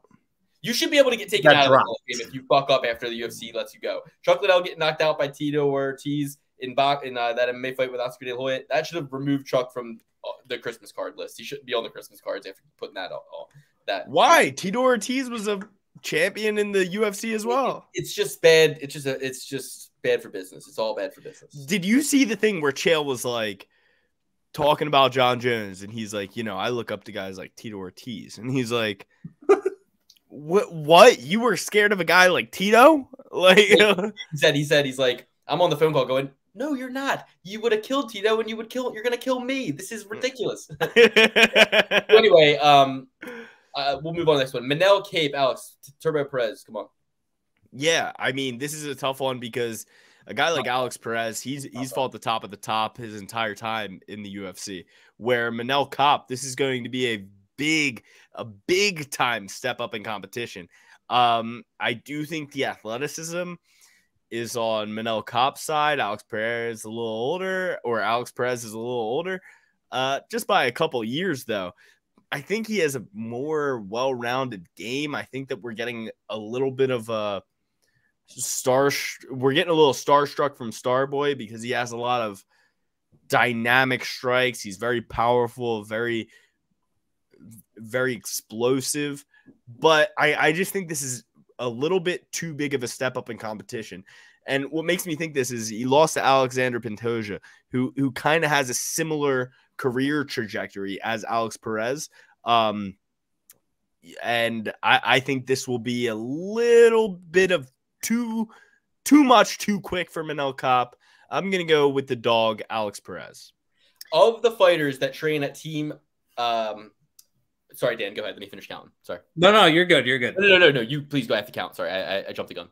Sure. I'm going to go the opposite way. I really like Manel Kape in this matchup a lot, actually. Not a fan of Perez whatsoever. Yeah, he has fought some really good guys, but he's getting finished by all of them, which to me is kind of unacceptable at 125. It's like, yeah, you could lose, but like lose by decision at least. He's getting finished by all these guys. And again, at the flyweight division, can't be having that. I think he's going to be a little bit faster than Manel Kape, at least over, just being like faster throughout the entire fight. Whereas Manel Kape, he kind of like, he knows that he's an explosive fighter. So he's fast in spurts, right? And he kind of manages, when he goes, for those explosive type of attacks there. But I think he's smart the way that he does that. And with Alex Perez being so susceptible to the finish, I think that this is another circumstance where Manel Kape is going to get the best of a guy. Dan, I feel like Alex Perez, a fucking idiot. How am I an idiot? When is the last time Manel Kape has went for a submission, won by submission ever? He's a quick. I didn't say he's going to win by submission. Every time Alex Perez has gotten stopped has been by submission. No, he lost by ground and pound to one time. One of his the other time was club and sub, so it was barely as Nate Diaz, Conor McGregor. So he is chinny. He got fast-tracked to a title shot because there was no one in the division worthy of fighting Figueiredo at the time. He had a couple little baby leg kicks that finished off, I think it was Formiga, and he got fast-tracked to the title again because nobody was there. Those are really not that leg kicks if you finish somebody. I am not that impressed by Perez. He's not that good. I have news. I have resume play. So Alex Perez trains at Team Oyama. They have 30 pro fighters on their roster on Tapology. 22 of the 30 are coming off losses, and most of them are coming off of back-to-back losses. Thank their you. best fighter on their roster is Carla, the Cookie Monster Esparza, who put on one of the most pitiful back-to-back performances in UFC women's history. She sucks. Razor Rob, sorry, not Razor. I don't want to besmirch guys who are retired. Do not even besmirch Carla Esparza in front of me. You got people like I'm just saying, like, you got nobody. And you got ISIS Wi-Fi right now, bro. Nobody trains with Alex Perez. These people who train at Team Oyama stink. Okay, they stink, all of them, or they're retired. They either stink or they're retired. Okay. So yeah, Manel Kape's gonna fuck him up bad. Alex, you're crazy. Yeah, he loses by sub. He lost by TKO in 2018 to Joseph Benavidez. Then he got subbed by Davison Figueiredo and Pantoja. Remember that quick sub by Figueiredo went? Remember how Figueiredo gets subbed by Moreno? Remember how Pantoja, like, you have to open your eyes. Alex Perez is supposed to be good on the ground. He's supposed to be turbo. He's supposed to be able to wrestle. He's getting subbed on the ground. He's getting knocked out on the feet by a fucking Benavidez 5 years ago. Get real, dude. Perez is getting put out. All right, you know what? Crazy. I might rescind this because Amir Albazi, Perez withdrew. Matt Schnell, Perez missed weight. Matt Schnell withdrew. Matt Schnell, bout rescheduled. Matt Schnell, Perez withdrew. He's afraid of Matt Schnell. Injury prone. Dan, get out of here with your ISIS Wi-Fi, dude. Like you're sitting here looking. It's been going down. Luke, are you hearing him clearly? It sounds like he's. I'm not hearing him clearly. No, Dan, you got to connect to Ethernet, buddy.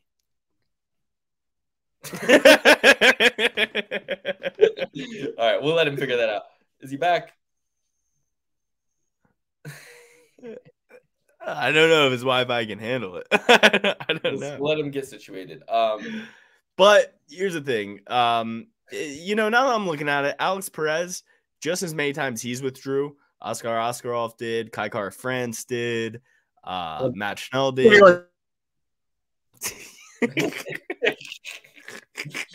He's like your drunk friend who keeps waking up at the party and coming back, trying to come out at a party. Like he's like, "Yo," you're like, "Get back, go back, go to bed." Yeah, I'm not gonna rescind. I think I'm still going with Alex Perez. All right, so we know Joel will be certification on 2 picks in the main card so far. Next, we got a girl fight. We got Macy Barber taking on Andrea Lee. Auto bet Macy Barber just because Andrea Lee is a lot older, but the rule of lady fights is usually do the opposite of whatever we want to do. In this case, 10 years of age. Macy Barber, she took Miranda Maverick to a split decision and won a year and 6 months ago. We know Miranda Maverick's really good. Vivi Araujo is good. Miranda Maverick is not good. I'll be the first to say it. Miranda Maverick is not good. I mixed her up with somebody else, I think. Listen, I don't care about this fight. I don't want to bet this fight. fight. Hansen, the other bad one. Really, this could be a big spoiler of the night, to be honest with you. I'll put Macy Barber on my perfect parlay, but I will hedge on Lee. I really don't have any confidence in either of these chicks. But I think Macy Barber could get it done with the wrestling. She's 24. Her opponent's 34. I think that makes a difference. I mean, the big red flag here is both of them lost to Roxanne Modafferi, which is usually how I judge my picks. 1 second. Andrea Lee also lost to Lauren Meatball Murphy. So that's 2 demerits to Macy Barber's 1 demerit. Macy Barber's only lost in the last 5 years to the champ, Alexa Grasso. So yes. That. No Joanne Wood. And that Roxanne Modafferi fight, Barber really, I think she tore her ACL or some shit. Yeah, so she did. She got fucking JJ out of there, finished her. Miranda Maverick has 2 losses. One of them is to Macy Barber. She beat Shayna Young. She beat Sabina But Hobbs. You know what, Luke? Spencer Lee. Miranda Maverick has 2 losses. One's to Erin Blanchfield, the other's to Macy Barber. She trains at Elevation. She's fucking good, okay? She's not bad. Macy Barber? She got a loss to Erin Blanchfield, who's probably the best fighter in the division. She didn't lose to Erin Blanchfield. Yes, Miranda Maverick lost to Macy Barber. You said she sucks. Miranda Maverick lost to Macy Barber and Erin Blanchfield. That's the only 2 losses. Okay. Yeah, so she's not fucking bad. But I'm not very high on Macy Barber. The future, you're getting a little old to be called the future. You're 24. You're past your prime. All right. No, I'm just kidding. I love women's MMA. Nobody's a bigger women's MMA fan than me. I guess I'm going with Macy Barber here. The youth's on her side. They both lost to Roxanne Modafferi. But I'm not going to really bet this fight too hard. But I'm going Macy Barber. Yeah, when I was backstage there, Luke brought it up, and I was screaming this as well. It's like she tore her freaking ACL during that fight, so I'll give her a pass on that one. Stylistically, I think this is all in the wheelhouse of Macy Barber. You got a tall, gangly woman as in Andrea Lee versus a short, stocky wrestler for Macy Barber, who likes to close the distance and get those short little shots in as well, the dirty boxing. So I think this is a very good matchup for her.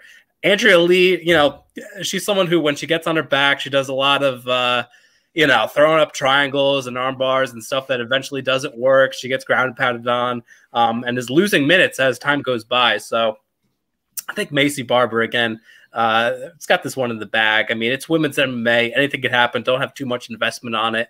I mean, I should tell myself that. But I like Macy Barber in this matchup. Younger fighter, more impressive resume. So it could be Barber. Dan likes his little teapot short and stout. That's for sure. That's so for sure. So for sure. All right. I like a sturdy woman myself. Okay. All right. So everybody's going to pick Barber then. First trophy certification, we're going with Barber. Let's do it. Ladies. All right. I want to let Dan take this next one off. Your boy, Nate the fucking Train, baby. Yes, I was going to say that this card freaking sucks. But guess what? Nate Landwehr's on this card, so it doesn't suck anymore. It's a good card.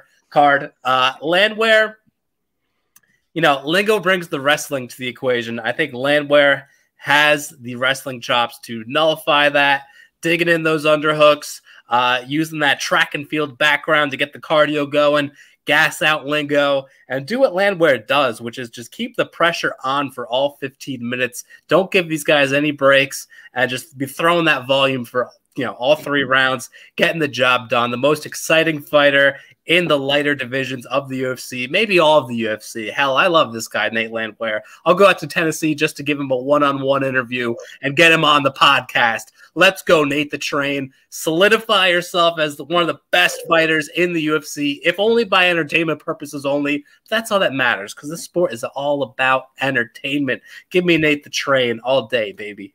You hear that, guys? Danny Austin Boy, Lingo it is. Danny Boy, he's down to travel down to Tennessee to get an interview, but he's not down to hold his end of the bargain up in North Carolina, South Carolina, whatever one it is. I'm still coming for you, Danny Boy. Once we get those 50 Patreon subscribers, I'm going to wrestle you, and I will wrestle you anywhere that it takes. I will come to your house. I will knock on the door, and I will wrestle you to the ground. Alex, I've lost 25 pounds. I'm a lean, mean fighting machine. I'm ready to grapple anytime. You lost 25. I gained 25. Well, it seems that we're matched up pretty evenly then, my friend. I gained 25. I want to say one thing, though. You know, as you guys know, if you're watching the show, what this is in reference to is that we had Joe Selecki on this podcast 3-4 times. He came on. He does All In Grappling, too. That's a charity event he does down in North Carolina. So we sponsored the first one. We sponsored All In. I'm hearing an echo. Echo. Yo, where is this coming from? Not me. We sponsored All In Grappling 1. We gave Joe Selecki $500.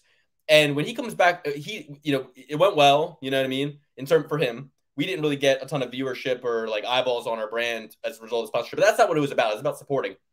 But when he came on the show after that, he said, All In Grappling 2, we can come out and have a special match between Alex and Dan.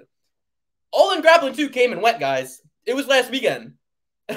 Joe never hit us up. Well, we never got the 50 subscribers, and Joe knows that. Joe knows that. Don't blame Joe. Don't blame Joe. I have 2 hard-hitting questions for Joe when he comes back on the show, and I think he's coming back on next week. We're going to have to ask him 2 things. One, why are you shirking on your responsibilities coaching Brian Barberina and Jamie Pick how to grapple? I'm not going to ask him that. I'm going to ask him that, and I'm going to say, 2, Joe, you going Hollywood? Is $500 not a lot of money to you anymore? I'm going to say, is $500 not a lot of money to you anymore? Because I know it goes a long way down in North Carolina. He probably bought shoes for every kid in North Carolina with that money. Luke, stop.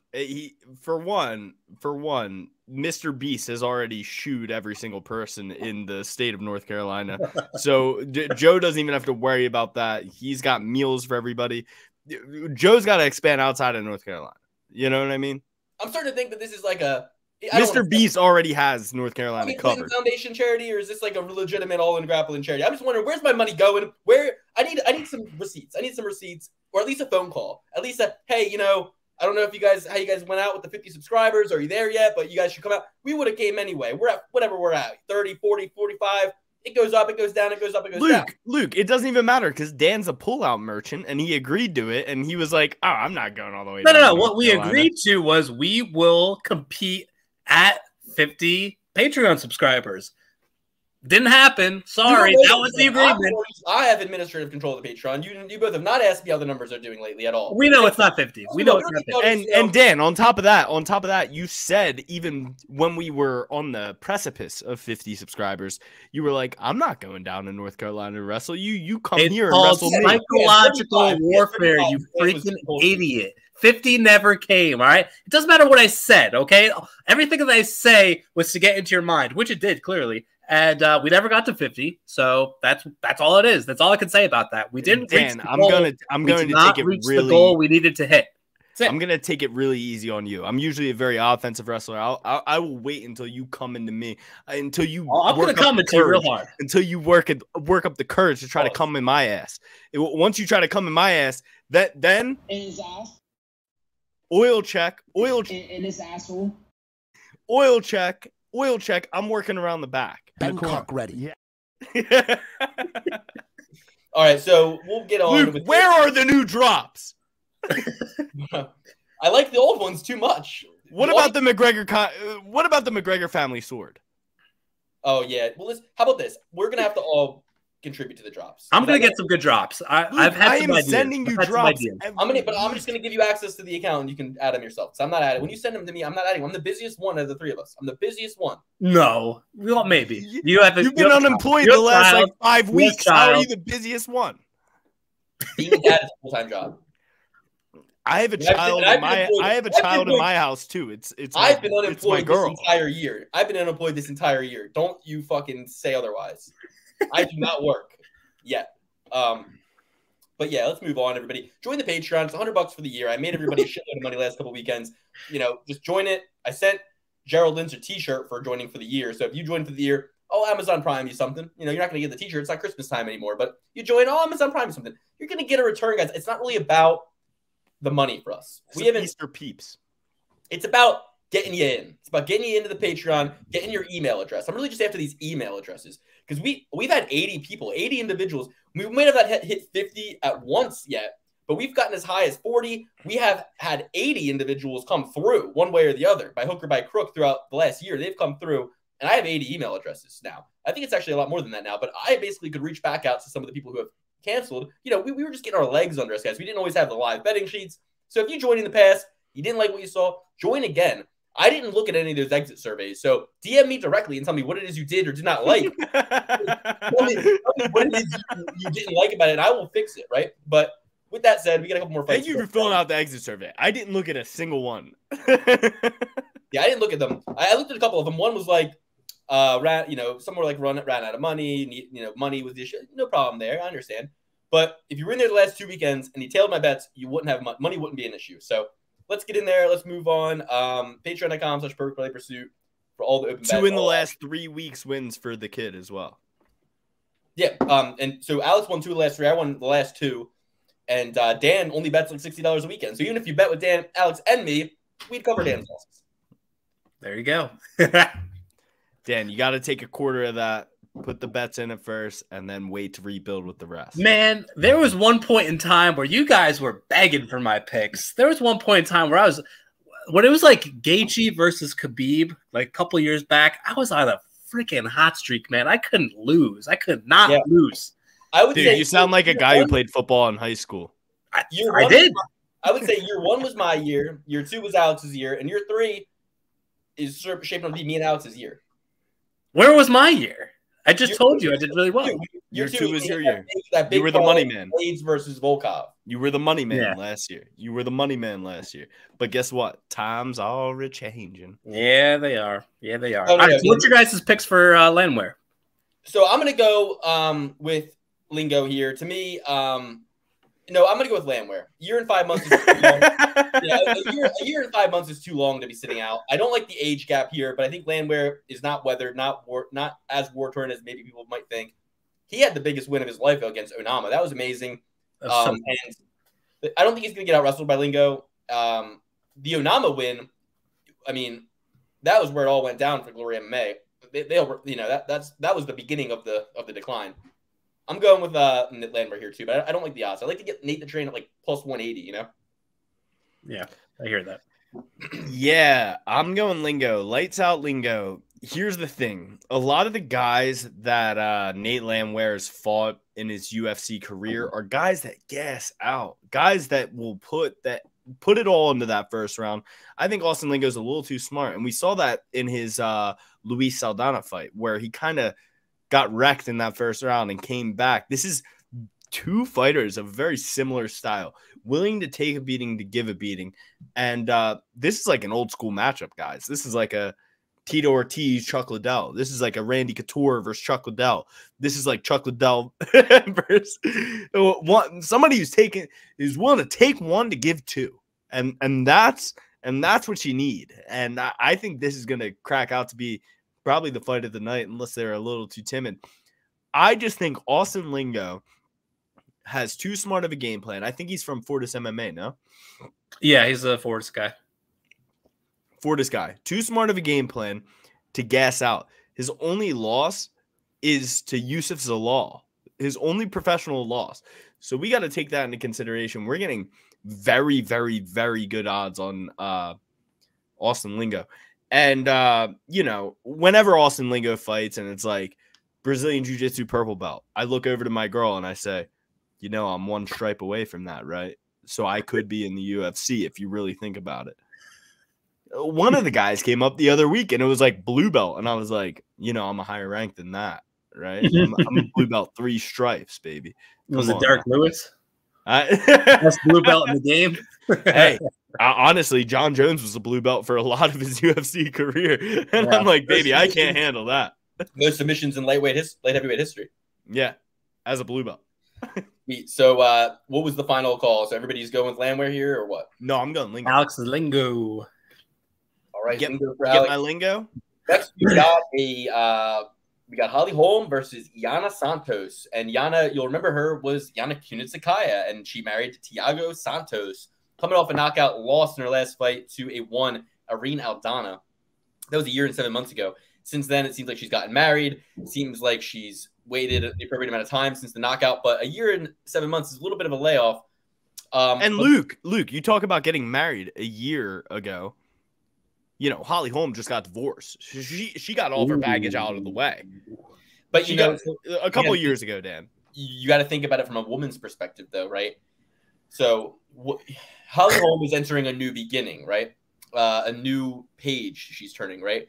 She's making dance videos with Karate Hottie. They're both having boxes of wine. They're going to Applebee's. They're living their best lives is what they're telling themselves, right? But is that what's actually happening? I don't know if that's actually what's happening. Holly Holm is 41 years old. And Nelson, when I got this autograph from John Jones, no, actually, sorry, it wasn't this one. But I met Holly Holm and she gave me an autograph. And I paid her homage and I gave her respect, and she was a fantastic lady. She was a sweetheart. It was like meeting a celebrity. And you met her 3 years later. Well, what could have been? Yeah, right. Well, me and my significant other, we both got autographs from her. We were both there, and she was a really nice lady. But here's the thing: she's 41 years old. She won that fight against Vieira. I had picked her in that fight. She won that fight. She lost the decision, but she won that fight. I just feel like we're going to see a renewed Yana Santos here. We're going to see a confident Yana Santos with a ring on her finger. You put a ring on her finger, it's like getting a championship belt. You get 30% better. Holly Holm turned 40, you get 30% worse. So she's the minus 210 favorite. I love Holly Holm, but I don't trust this line. I'm not aiming for where Holly Holm was 9 months ago. I'm aiming where she's going to be now. And I'm not aiming where Kunitskaya, now Santos, was a year and 7 months ago. I'm aiming where she is now. So I'm going to go again with an underdog here, Yana Santos. But I think Holly Holm is the better fighter. It's just, is she still the better fighter? And has she watched Yana as much as Yana's watched her? Has Spencer Lee watched Ramos as much as Ramos watched him? It's kind of that thing here. Ramos lost to Spencer Lee the year before. I think that Holly Holm, if Amanda Nunes could catch her, I think Yana Santos could study that tape. I mean, listen, I don't know, though, because, Aspen Ladd knocked her out. Irene Aldana knocked her out. The UFC, I think, kind of liked Holly. I don't know, man. This is a really tough fight to call. My gut is just saying, don't go with your gut. So I'm not going with Holly. I'm going with Yana. I'm going with the pick I don't think is going to win. And I'm not going with my gut either. You see two women vastly aged differently. You got to think about it. Obviously, you usually go with the younger woman when one's 40 years old. But these women are both kickboxers, right? Yana Santos, she's not going to go for the takedown. Guess where her husband is now? PFL. I'm not doing it again. What's your down with it? Go ahead. Keep going. I couldn't come off the cuff like that. But that's a tough one. Yeah. I was like PFL. PF smells. PF smells. That was what I was going with. That was a lot better. But I think Holly Holm gets this one. And you look at the people they have fought. You look that Holly, she's an older woman. She needs to take a little bit more time off, almost a year away. She's going to come back, and this is a gift wrap matchup for her. Yana Santos is not going to try to take her down. Her husband's in the PFL. Yana's looking over at the PFL, licking her chops. I don't know if this is the last fight on her contract, but she doesn't care how it goes. Her name's Foxy for a reason. Any MMA organization will fucking pick her up because she's the only 34-year-old woman in the world who looks the way she does. She's gonna go to the PFL after this fight, regardless, win, lose, or draw. I think Holly Holmes wins this one. Man, this is the hated fight of the night. Definitely, strictly only for the perfect parlay. I agree with Lukey. And this is, for me, this is my gut feeling. My head tells me Holly Holm. My head tells me this is the more technical striker, all those things that we already know. But 41 years old, long layoff. I just, you have to fade her at some point in time. I think this is going to be it.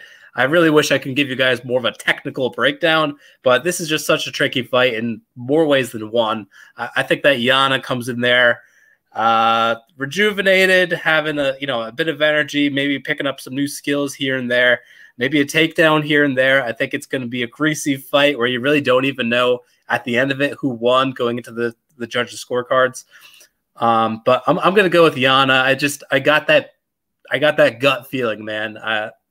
You can't bet on a 41-year-old woman, even someone like Holly Holm, who has shown still be a serviceable fighter, even up until her last fight. But the wheels got to fall off the train at some point in time.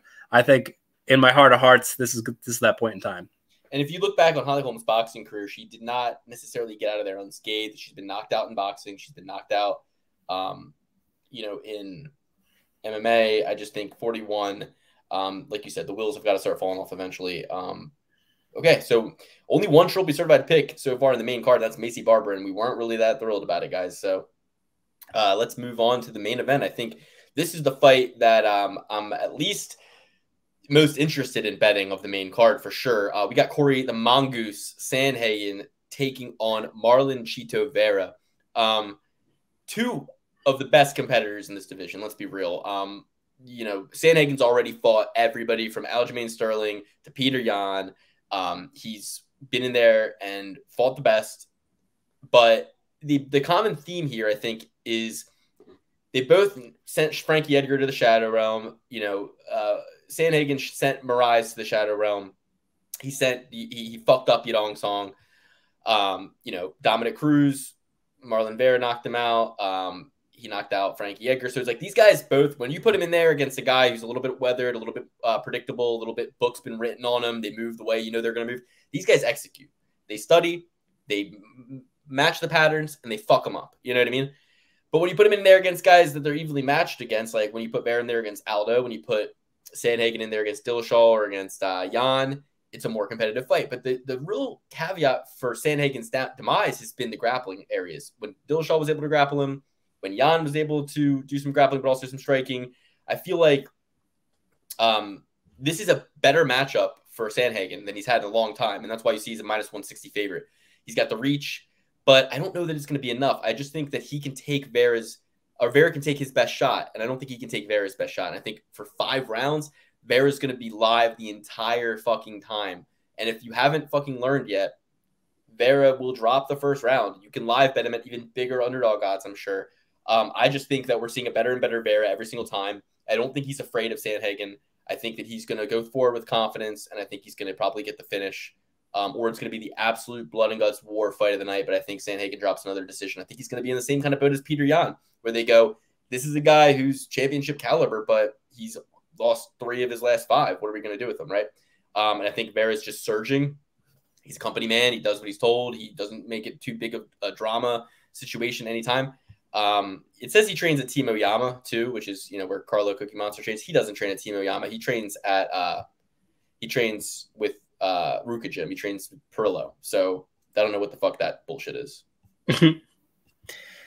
I'm gonna go. All right, so yes, I'm going with Marlon Vera. I just think he's live the whole time. I think he's looked really crisp the last few fights. I think Sandhagen's going to want to kickbox, and that's what Vera wants to do. There's not going to be any wrestling from Sandhagen. So Sandhagen's path to victory is knockout or decision. He's not knocking Vera out. He could win the first 2 rounds and make the last 3 competitive enough to win a decision. I think fight goes the distance is kind of the play here, but Vera is a knockout guy, and he can catch guys slipping. He can lull them to sleep and get them. So my pick is just going to be Vera as the underdog. Man, if it's fight go the distance, I'm taking Cory Sandhagen. I think I'm going to just take him overall. But I like what you're saying as far as,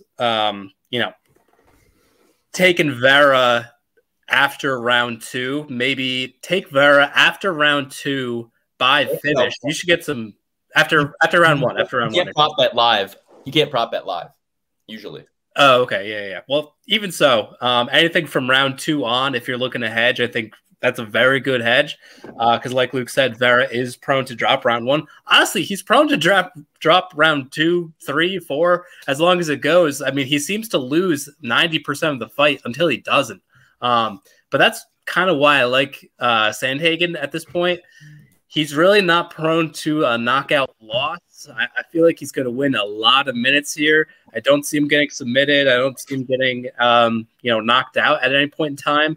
And his biggest weakness, as far as I can tell, is, submission losses, which, again, I don't see Vera, getting it to that point with the wrestling. So I like Sandhagen here, but I also like Vera as a hedge prospect just because he is so dangerous throughout the course of 5 rounds. He'll lose most of the fight, but he'll have a front kick, in his back pocket. He'll have some crazy spinning back fist or something to get a knockout. He's had some of the most finishes in bantamweight history, so you can't put that past him. But at the same time, I think that Cory Sandhagen, being the younger guy, I feel like he's just going to throw a lot more volume and win most of the minutes here. I think he's a pretty safe play, but if you really wanted to, I wouldn't hate you if you did a little hedge play on Vera, especially after round.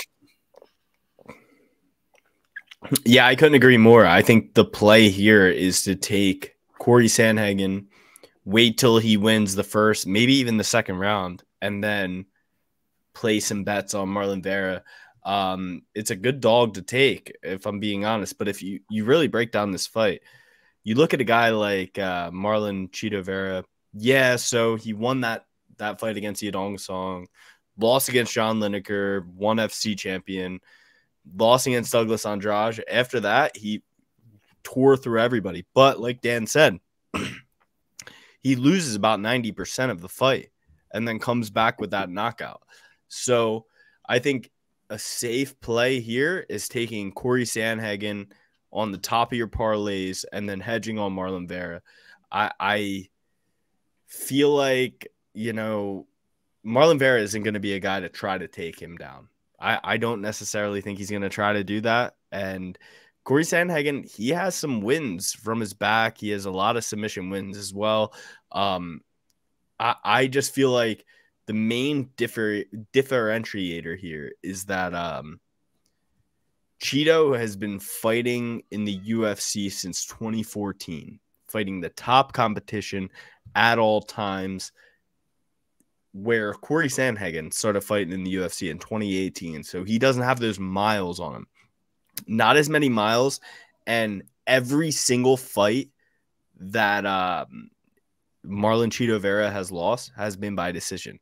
100%. 6 losses in the UFC, 100% by decision. Where if you look at his wins, he has 11 wins by finish and 3 by decision. So that's statistically in Cory Sandhagen's favor. If he can last those 5 rounds statistically, he's more likely to win a decision because Marlon Vera,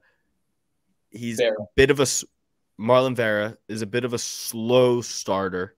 He doesn't necessarily get all of the volume out in the first couple rounds. He starts pouring it on late. And in a 5-round fight, if you lose 3 of those rounds and it goes to decision, it doesn't matter how much you've really poured on in those last 2 rounds. You still lost the fight, where Cory Sandhagen has shown that he has weakness in the ground game with Aljamain Sterling, etc. I don't think Marlon Chito Vera is going to be the guy to expose that in this fight. Okay. So it looks like Bittman's going to go with Sandhagen, Alex as well. I'm hoping that Chito Vera sandbags Sandhagen and finishes him, and I'm going to go with Vera. Luke, did you want to talk about the rest of the topics you had in the private chat beforehand? Before on to the Patreon, I just want to say, okay, so Trevor Whitman. We talked about Bilal Muhammad. Real quick, I'll touch on Trevor Whitman. I think Trevor Whitman's like pretty much a sociopath, psychopath. Like he needs to throw that sewing machine the fuck away. You know, I don't know. There was a picture some guy posted. I'm not going to say his name. Some guy posted the picture of Whitman hugging Leon Edwards, and he's smiling real big, hugging him. And the guy's like, "Oh my God, Trevor Whitman is not even real. He cares more about the game than he does about his own fighter winning." And it's like cry emoji face. Like it's like what girls post when it's like, you know, a guy lifting up his baby, and it's like, Ryan Reynolds is not even real. He's so fucking much of a good dad. Cry face, cry face. It's like this guy took on that like cadence and persona to like talk about MMA, and like that's absolutely what's wrong with the sport. Everybody just being like, protect Trevor Whitman at all costs. It's like, shut your fucking ass up. Trevor Whitman, throw that sewing machine away. No one's buying your stupid gloves. Justin Gaethje should have wrestled to win that fight. You should, you know, realistically, like, you didn't tell him the right game plan. He took unnecessary risks. If one of those ham hocks that Fiziev was throwing that fast hit him, he would have been knocked the fuck out, and you wouldn't have felt so happy, would you? Both your fighters would have lost. But instead, Fiziev decided to fucking leave his fucking skills at home and get beat up for 3 rounds. I don't really think, I don't know. I can't stand the disingenuousness. The whole like Trevor Whitman's always calm and he's always happy. It's like, shut your fucking ass up. And if he is, if it's true, I hate him more. How about that? I hate him fucking more. But yeah, no, I don't like Trevor Whitman at all. I think he's a weirdo. Something's up. Something is up. No one is like that. No one is like that. He's hiding things. It's not check the basement. The guy was right though. Trevor Whitman is not real. It's fake. It's bullshit. It's bullshit. I love what you said about his training camp, where it's basically you walk into Trevor Whitman training camp. He goes, "All right, boys, shadow boxing for the next hour." That's your training camp. It's Gaethje who's been fucking going. Like, but this is something that we have to pay attention to. When there's multiple people on the same card from the same camp, you have to see where the eggs are. What basket holds the most eggs? And I could tell Justin Gaethje needed a win, right? He needed a win. Kamaru Usman still has a fight regardless after this. Super Bowl hangover for Usman. He's already reached the peak. Like Khabib said, there's no 2 peaks. There's 1 peak. You know yes. What I mean? Precisely. And we have to pay attention to this in a lot of fights.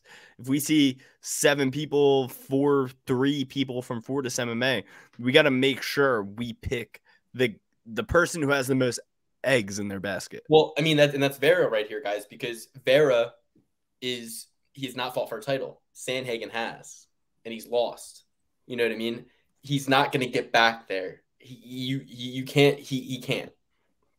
But my school of thought is I'm more likely to get a cash out option if I have Sandhagen at the end of my parlay. And I'm playing to win the game, though. So even with that, I can still put a sizable bet on Marlon Vieira after the first, maybe the second round, and get a huge payout. So, Alex, you wanted to talk. And then, Bisping's commentary, we don't even need to talk about that. Like, we talked about Colby, but Bisping's commentary with Casey O'Leary was absolute ass. He dick rides every Brit. I didn't like how he was talking shit about Disney World too. He should lose his job for that. I mean, oh, that was hilarious. That was so awesome. Saw that mouse put the gun to his head too. He was like, "I'm only kidding. It's because my dog's." Like he was like, you can tell he fucked up bad.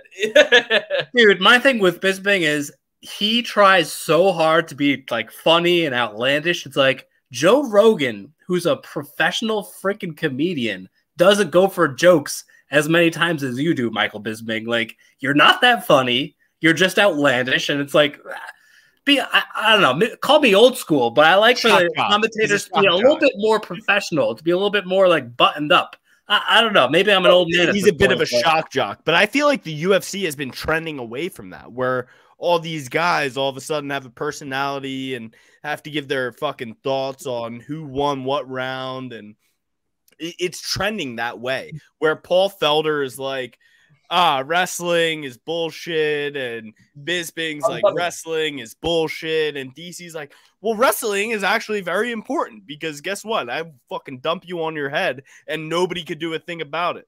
DC is the only one who does. DC and Dominic Cruz are the only two that should be on there. And people get mad at Dominic Cruz all the time. But DC and Dominic Cruz are the two best. Paul Felder sucks. And he's just like Bisping. He's always trying to throw in stupid local references or fucking, he's a little redhead who can't fucking not root for his own guys out there. He's irate if anything happens against the guy from Philly. Where DC will judge his guys on a higher scale and be like, he's having a terrible fight. Paul Felder can't control his temper at all. He sucks. Ginger Irishman, obviously he can't. Hot Irish popper. What's his name? And Conor McGregor would say he's not even a real Irishman. You know what I mean? I'd rather have Conor McGregor over there talking than I'd rather have a lot of Irish guys over there talking besides Paul Felder. And not Ian Gary, though. Bisping is just way too happy-go-lucky, way too slaps. Like you said, DC's the only one, and DC's eating food half the time he's on there, but he's the only one with his eye on the prize. He's the only one who actually knows how to work a telestrator, who can say, oh, yeah, he's doing this. These other guys don't know what the fuck they're talking about. Bisping tried to tell DC during the broadcast that a foot sweep was a Muay Thai technique. And you could just see DC sit there and going like, okay, like, where do you think the Thais got the fucking foot sweep for their tech? Like, what do you think came first? Wrestling? The first Olympic sport ever. Or Muay Thai? Like, are you that fucking dumb? Like, I know it's like, yeah, okay, yeah, they use it, but it's like, you're just tying people's intelligence in knots. There's other people who don't know how dumb you sound, and they're just like, oh, well, it's actually, they're going to, like, people who don't train and just watch the sport casually, they're going to go out and... People I come into work with, and they're like, well, judo is a martial art, too. And I'm like, get the fuck out of here. Wrestling and jiu-jitsu. If you don't wrestle, don't take jiu-jitsu, because you don't even know how to get it there. Yeah, exactly. And not only that, kickboxing is not even a real sport. I mean, Uncle Chael says this all the time. Boxing and kickboxing might as well not even be real sports at this point, because if you can have Jake Paul go in there and knock Anderson Silva down, if you can have Logan Paul go in there and box Floyd Mayweather, if you can have Conor McGregor go in there and win rounds on Floyd Mayweather, if you can have Justin Gaethje beat the brakes off of fucking Fiziev, who lives in Thailand. Muay Thai doesn't work. Muay Thai does not work. Muay Thai. Nothing fucking works. Okay? Except for wrestling.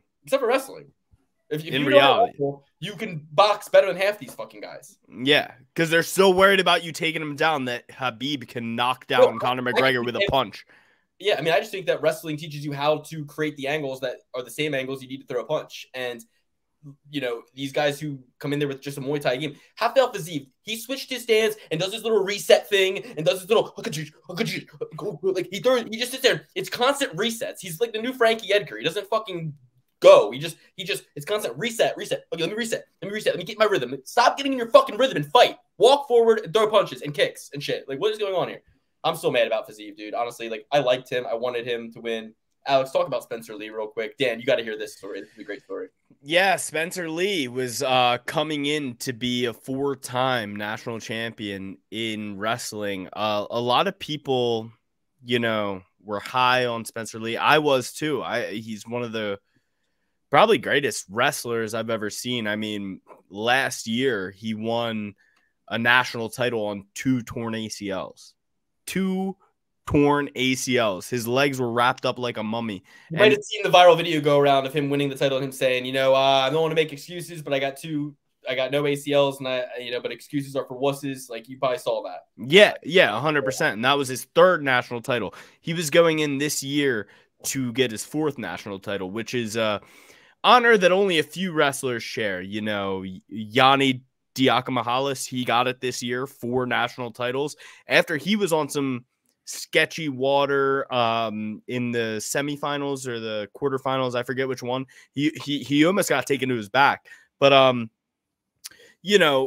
Spencer Lee was going for this massive achievement. Only a few wrestlers have ever done it. I think less than 10 for national championships during their college career. And he gets pinned in the quarters. He gets pinned in the was it quarters or semis? I don't necessarily remember, but regardless, he was a All-American. Spencer Lee gets pinned while he's up. He's against a high flyer in Ramos from Purdue. He was able to take him feet to back, put him there, keep him there. And this guy, Ramos lost to Spencer Lee last year in the NCAA championships, and he was, talking about it, pontificating about it after he lost and became an All-American after that. And he comes back this year, an absolute animal, goes to the finals, loses to Patrick Glory. Patrick Glory was hoping and praying at all costs Spencer Lee wasn't in there, and could navigate through that. Shout out to Pat Glory. He's a Princeton guy, New Jersey guy. 2 big Princeton upsets: Princeton over Arizona in basketball, and if you had picked Matt Glory to win that division's championship, most people would say that's a big underdog because Spencer Lee's going to win the championship, but he was the one who won. Yes, and I wish there were odds on the tournament. I mean, I wouldn't have won against Spencer Lee. I'm a big Spencer Lee fan. I love the Iowa Hawkeyes. I'm a big I'm so tired of Penn State winning every single year. I think they've won 11 out of the last 13 national titles as a team, like in the team standings. So I've been so sick of this whole Penn State takeover. And I mean, we're talking about Spencer Lee right now, right? He lost to Ramos. Ramos had an amazing match. He took him feet to back, pinned him. But what we really need to talk about is Vito Arujau. He is an absolute stud. Young, yeah. He beat Roman Bravo Young, a guy who people were looking at as unbeatable in the same sense that Spencer Lee was. Vito bumps up a weight class this year, two-faced Roman Bravo Young, and says, I just felt more free this year. I didn't have to worry about the match before the match, worrying about cutting weight. And his dad's a bronze medalist Olympian. Like, it's a good genes. It's the good genes. Roman Bravo Young spent time at Jackson Wink. He's obviously in with Bo Nickel. So big prospect in the MMA world is Young. But hey, being second place is not really anything to scoff at. What I thought was interesting is that Lee decided not to wrestle his next couple matches. He ended up injury defaulted his next 2 matches and just took 6th place. What do you think? But you got to think about this. Spencer Lee is coming in there for one thing and one thing only. He's coming in there for the national title, and he's coming in on a bunch of injuries. And that's the thing. Like, I'm worried about his Olympic prospect years because he has fought through injuries. He's at Iowa, and they have a brickhead mindset of like, just keep going, just keep doing your thing. So I was surprised to see him injury default, but I know he has a lot of injuries in the mix. He's had a bunch, like you said, Luke, he won the NCAA championships last year on 2 torn ACLs. Yeah, I'm nervous about his Olympic prospects here because A, he choked, and B, because he decided to not compete afterwards. So that's my wrestling take. As I told you guys, I'm more of a Yanni guy. I'm kind of glad that Spencer Lee lost because 4-time national champ should be reserved for the actual wrestlers and not people who quit in the match, quit in the post matches where you're supposed to keep wrestling, fight for that second place. So yeah, again, I'm a Yanni guy, Yanni through and through, been Yanni through and through. And that's where I stand as far as those two competitors. One of them's actually a competitor. The other one, it just kind of gives up and walks with his tail between his legs. That's Spencer Lee. And on top of that, Yanni's at an Ivy League where he doesn't get a scholarship, right? He doesn't get an athletic scholarship whatsoever. Absolutely. And that just furthers my point why Yanni's the man, not Spencer, the 3-time national champion. I think one of those national championships was a little bit fugazi myself, but that's just my wrestling. Dan, listen to this. Dan, listen to this. Spencer Lee, he's from Pennsylvania, right? He won 3 state titles, was going into his 4th. Lost to Austin DeSanto in the finals his senior year at whatever high school he went to in Pennsylvania. But so the writing was kind of on the walls for this. Maybe the moment is a little too big for him. He's a very young, he's a young man. Chael Sonnen had a really great video about this. Go watch his video about this. He's a young man. It's a lot of pressure for a young man. And my thing is this, right? He won 3 high school championships. He won 3 college championships. Me or you would cut our left toe off to be on the one time to be in the finals in high school. Not even on the finals. I would cut my fucking toe off to be top 7 in the state. You know what I mean? I wasn't even going there. I was saying in high school, I would have cut my toe off to just be in the finals of a district match in New Jersey to win the fucking district title, to just be under the spotlight in that moment. So what I'm saying is, how much success does a young man need to be validated? I kind of felt really bad for him because his mom clambers on her after he lost, and she's Bibbin. You see this? She's mangling her glasses. She Frank the Tank him. Do you know who Frank the Tank is as a Mets fan? Frank the Tank. Doesn't know who Frank the Tank is. I'm moving on though. Hold on. So she mangles these glasses, and she's a judo Olympian. And there's the videos of her and her son like wrestling, and she like sweeps them and stuff. She's really talented herself. But my point is this: is like, dude, your son's going to see how upset you were in that moment. And that's like, they can go 2 ways, right? Maybe he's the type of kid who goes, I understand my mom's a competitor. I love my mom. I'm glad she felt that way. But the other side of that is, holy shit, I won 3 national titles. I didn't win the 4th, and my mom is that upset? Yeah, that's bad parenting. I think it was more... your kid need to have? How much success does your kid need? You can't control your emotions. You can't fucking keep it together. Look, I think it's more that your son wanted that so bad, and you are upset that he didn't achieve his goal. Where, like, every wrestling mom, you've been to so many wrestling matches where a wrestling mom is going, including ours, she was going crazy in the audience the entire time. Where these are meaningless matches. This is a dual meet. It doesn't matter all that much. And I'm just saying. He already won, like being there. You're an All-American 3-time champion. Like Barstool signed athlete. I'm just saying, like, to me, and maybe it's because I'm a new parent, I'm just saying, like, putting myself in her shoes, I'm just thinking, like, yeah, I mean, it would mean a lot to me too, but I would just try to be strong. Like, I don't know. It's kind of like, a loved one dies. You want to cry, but you got to be strong for your other loved ones sometimes. You know what I mean? You gotta. It's like, he's far more upset than you are. Yeah, and honestly, the cameras are all on you. It was a good. I mean, it was a good look. I respect her to a degree. Like, I'm like, yo, I'm glad you care, and like all that. Like, you know what I mean? But I didn't think that was classy for them to show that and like do all that. I thought it was a little. They were really kind of kicking him while he was down. You know what I mean? Twisting life. But anyway, let's go through our. But that's the thing when you have a big upset like that, like whether it's March Madness, FDU beating whoever, or Fairleigh Dickinson beating whoever, it's like. You have to tune in on the agony and the happiness.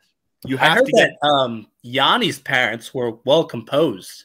Even in his losses, they kept their glasses intact. Did you hear that? Well, he didn't lose a national title, so it would be hard to say.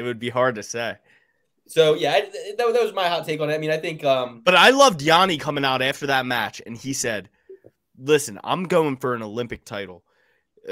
What I did out there isn't going to cut it. I had a lot of shit going on this year, and I still came out here, troubled the adversity, and came out here and still won a national title. What I did out there isn't going to cut it for the Olympics. I need to get better. He's like, what I did out there won't even cut it out of the nation. I won't even make the Olympic team. I got to be better. Yeah, so we covered everything from you know, outside of the Colby Covington. Well, we did. We covered that basically. I mean, he's going to get this title shot. What do we need to cover? It's fine. All right, let's roll. We got to go to the main card, guys. If you want to continue this episode, we'll probably talk some more shit. Join us on the prelims. That's where you can find us. That's where you get the extra episode. $100 for the year. Hop on in. I'm intending on winning big this weekend. I got a trip coming up. You know what that fucking means. I took a trip to the Poconos. I paid for that whole trip. Brandon Moreno by finish and Jamal Hill covered that trip. Took a trip on my daughter's first birthday. Covered that trip. My daughter's christening covered that trip. Now I'm going to Colorado. I'm going to the Rad, and I'm going to fucking clean up the whole cost of the trip in one fell swoop with bets for this weekend. Follow my open bet sheet. And honestly, guys, I may or I may not. But either way, I'm going to bet responsibly, and I'm going to have enough money to have fun with my boys at the bachelor party on Saturday night. And you know what that means. We're getting chocolate milk. All right. Colorado, Sco Buffs. Let's go, baby. My picks from the top. Vera, Santos, Landwehr, Barber, Cape, Duraev. Only one trophy starter I pick, and that is Macy Barber. If you're going with Alex, he's taking Cory Sandhagen, Holly Holm, Austin Lingo, Macy Barber, Turbo Perez, and Chidi Bang Bang. Going with Dan, he's going with Cory Sandhagen, Yana Santos, Nate Landwehr, Macy Barber, Manel Kopp, and Chidi Bang Bang in Jaquani. So those are the picks. Join us on the Patreon. We'll see you there. 7 more fights to break down. Thank you for joining us, and good luck. Moonbird.